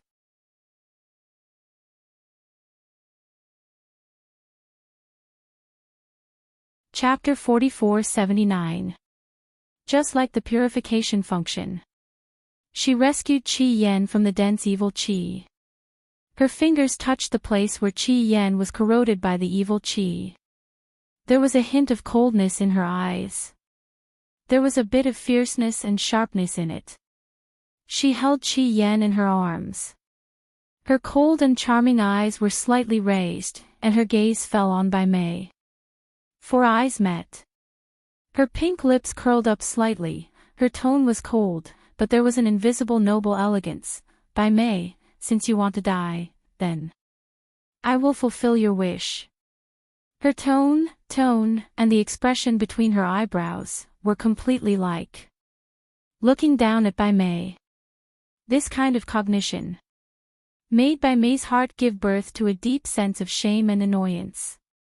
Especially looking at Yi Qing Luo's high and mighty attitude, completely stepping on her expression. She couldn't wait to tear Yi Qing Luo into pieces. Yi Qing Luo lowered her eyes and looked at the curled-up ball in her arms, completely without the arrogant look in the past. The coldness in her eyes was even worse. Cold to the bone, even the aura around her was cold to the extreme. Under this gloomy ancestral hall, as if there was a gust of cold wind blowing. But Qi Yan in her arms seemed to not feel this bone-chilling coldness at all. Like finally hiding in a safe place that could make it feel at ease. The whole beast was relaxed. Bai Mei, for the sake of my sister, I have let you off too many times. Yi Qing Luo caressed Qi Yan's phoenix feathers. Her fingertips were still stained with a few strands of fluff that fell from Qi Yan's body. Bai Mei's eyes seemed to be stained with poison. Don't be so hypocritical, after all, you are just deliberately forcing yourself in front of the Overlord, pretending to be good and kind. Bai Mei didn't appreciate it at all. In her heart, Yi Qing Luo was completely because Dmo Xian couldn't bear to let her die, so it was not easy to kill her. Yi Qing Luo gave a pft sound and laughed in a low voice. In the laughter, it was treacherous and frightening. I didn't expect that in your eyes. I am a beautiful and kind woman, I am so embarrassed. As she spoke, her fingertips purified all the yin qi on Qi Yan's body. Then, she put Qi Yen back into the pet space. After doing this, Yiqing Luo then swung her hand and curled her thin lips frivolously. Now tell me, how do you want to die? Do you really think that you can kill me? Bai Mei clenched her fists tightly. Her terrifying face was contorted with wrinkles. The blackened flesh and blood were squeezed together in layers. It looked very disgusting. Yiqing Luo's eyes revealed a look of disgust as she shot a glance towards the tightly shut main door of the ancestral hall. Don't worry, before we die, this door will not be opened and those guards will not come in to disturb us. We can slowly play. The disgust in the young girl's eyes deeply pierced Bai Mei's heart. How could she not tell that Yiqing Luo was disgusted with her face? If it wasn't for Yiqing Luo, if it wasn't for that bitch, how could her face become like this? That slut actually dared to dislike her. She also wanted to let that slut have a taste of being disfigured. Bai Mei's body and mind were already twisted as the gaze she shot at Yiqing Luo was filled with intense hatred. If the door of the ancestral hall was not opened, then so be it. Yiqing Luo thought that she wanted to escape from the main entrance. Did she really think that she was an idiot? Leave from the main entrance. The minute she left, wouldn't she be caught by the Gu residence's secret guards? Ha, idiot! Bai Mei clenched her fists tightly as her peripheral vision shot a glance towards the ancestral hall's cabinet. Following that, she leapt upwards. Download address, phone reading.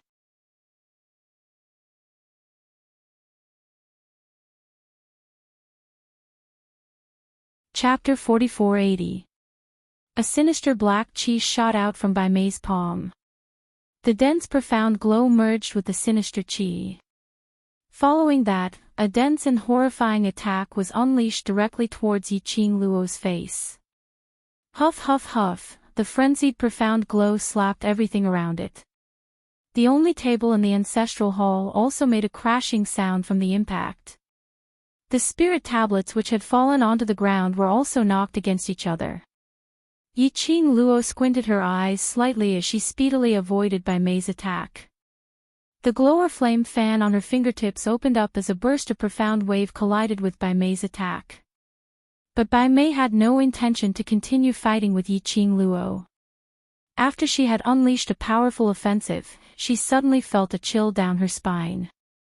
She speedily turned around and dashed towards the table where the spirit tablets were placed. On the table, the faint profound glow was still faintly flickering. Bai Mei took a few steps forward and dashed over. Her hand pressed on that piece of table. Feeling the faint glow inside and the profound qi which was emitted, she couldn't help but twitched her lips as she looked towards the front where the profound wave was surging. Yiqing Luo. Do you really think that you can make me stay? TSK TSK TSK, wait till I get my hands on this thing, I will kill you, kill you. She laughed maniacally as her hand had already stretched out towards that faint glow. Just at this moment, suddenly, a slender hand was placed on Bai Mei's wrist. Aren't you hooting about how powerful you are? Why are you trying to escape? Not knowing when, the young lady had already broken through that profound glow and stood in front of her. Bai Mei was stunned for a moment. Yiqing Luo. When did she rush over? Do you think that I can't tell what your motive is? Yiqing Luo laughed lightly. Don't be silly, I've said this before. You're the one who asked for it. So you should bear the consequences. Bai Mei intentionally unleashed a terrifying and extreme cold attack. Just to attract her attention. And then she left quietly. She would rush to the ancestral hall. It was because Bai Mei had discovered the dim light on the cabinet in the ancestral hall. That was obviously what Bai Mei was looking for. How could she possibly let her guard down? At the moment when Bai Mei moved, a figure suddenly appeared. She immediately sensed Bai Mei's intention. Yiqing Luo's fingertips suddenly tightened as her lips curled into an arc, adding a tinge of treacherous coldness. Bai Mei, why don't you tell us, what mission has the Palace of Seclusion arranged for you? Bai Mei's horrifying face contorted in pain. Bitch, let go of me. Ah, she suddenly let out a blood-curdling scream. Yiqing Luo's hand which was clasping her arms suddenly increased her strength and only a "Kacha" sound was heard as her bones were broken. Why can't you be obedient? Yiqing Luo smiled so much that her brows were filled with a sinister air. Prisoners shouldn't flaunt their momentary happiness. You might feel good with your mouth, but your body will have to suffer. This time, Bai Mei was very obedient. Gritting his teeth, he didn't dare to say another word. Yiqing Luo was still smiling. Have you thought it through? Do you want to answer my question? She paused as her vision shot towards Bai Mei's face. After all, this face of yours is rather scary. I'm afraid that I will have nightmares at night if I grab onto you like that. Bai Mei's vicious and venomous gaze suddenly stared at Yiqing Luo. But, at the next moment, she seemed to have thought of something. An indistinct cold glint flashed past her venomous eyes.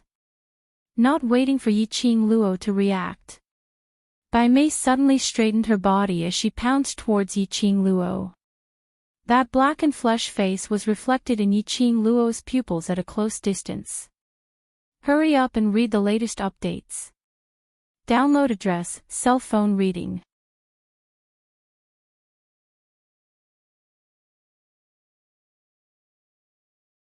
Chapter 4481. This action made Yiqing Luo stunned for a moment. No matter who it was. At the sight of such an ugly face, sticking to his own, all of them would be shocked, right? It was Yiqing Luo's days that gave Bai Mei a chance.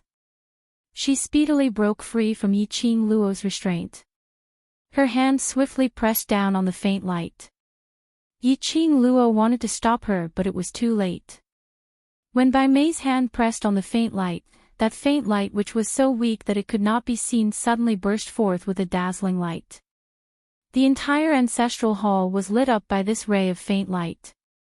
Bai Mei grinned as she laughed maniacally at Yiqing Luo. Don't you dare to stop me. Yiqing Luo, wait for me to return, it will be your death date. The lady's maniacal laughter was filled with complacency. As though she was ridiculing Yiqing Luo, as though she had no way to deal with her. That dazzling light made Yiqing Luo unable to get near. Her intuition told her that an ominous premonition was surging in her heart towards this dazzling light. Her brows creased tightly as she stared at Bai Mei without blinking. As expected. The next moment, Bai Mei's maniacal laughter suddenly stopped. Immediately after, she let out a miserable shriek. His face, which was covered in blood and flesh, was extremely obvious under the resplendent light. It was twisting continuously. The flesh was wriggling. It was sinister and terrifying, as though it was suffering from extreme pain. She looked at Yiqing Luo pleadingly, "Save me. Save me." Yiqing Luo didn't move. Bai Mei struggled even more frantically as she tried to remove her hand from the cabinet. But the resplendent faint light was like a huge suction cup, firmly sucking her in. It was like a wide-open bloody mouth. As though it was going to swallow her whole. Apparently, Bai Mei had also realized this. That strong suction force and the intense pain from the light penetrating her body. Something was obviously wrong. This was totally different from what the palace lord had said. He had obviously said that as long as she found the secret hidden in the Gu residence's ancestral hall, she would be able to find out the Bone Lord's secret through that secret. Secluded palace would give her an even stronger power. Powerful enough to let her humiliate Yiqing Luo. Why did this strange profound light in the ancestral hall of the Bone Estate have a feeling that it wanted to treat her as a sacrifice? Bai Mei was terrified and uneasy. His body continued to struggle and tremble. Yiqing Luo, save me.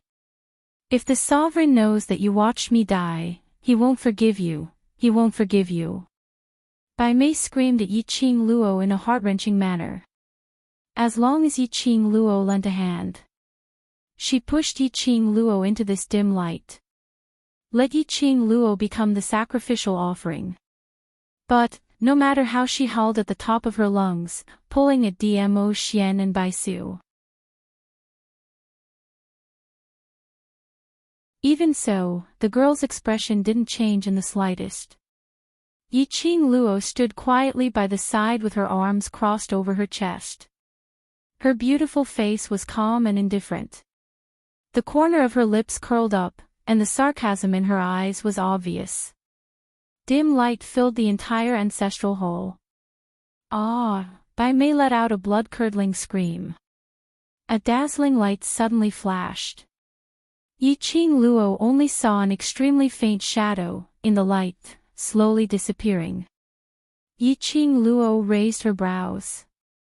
Bai Mei, suddenly, a painful cry was heard from outside the ancestral hall. The main door of the ancestral hall was opened. An illusory shadow swiftly floated in. The dim light that filled the sky and the gradually disappearing shadow were reflected in the eyes of the shadow. You're tuning into the LoveLore Library YouTube channel.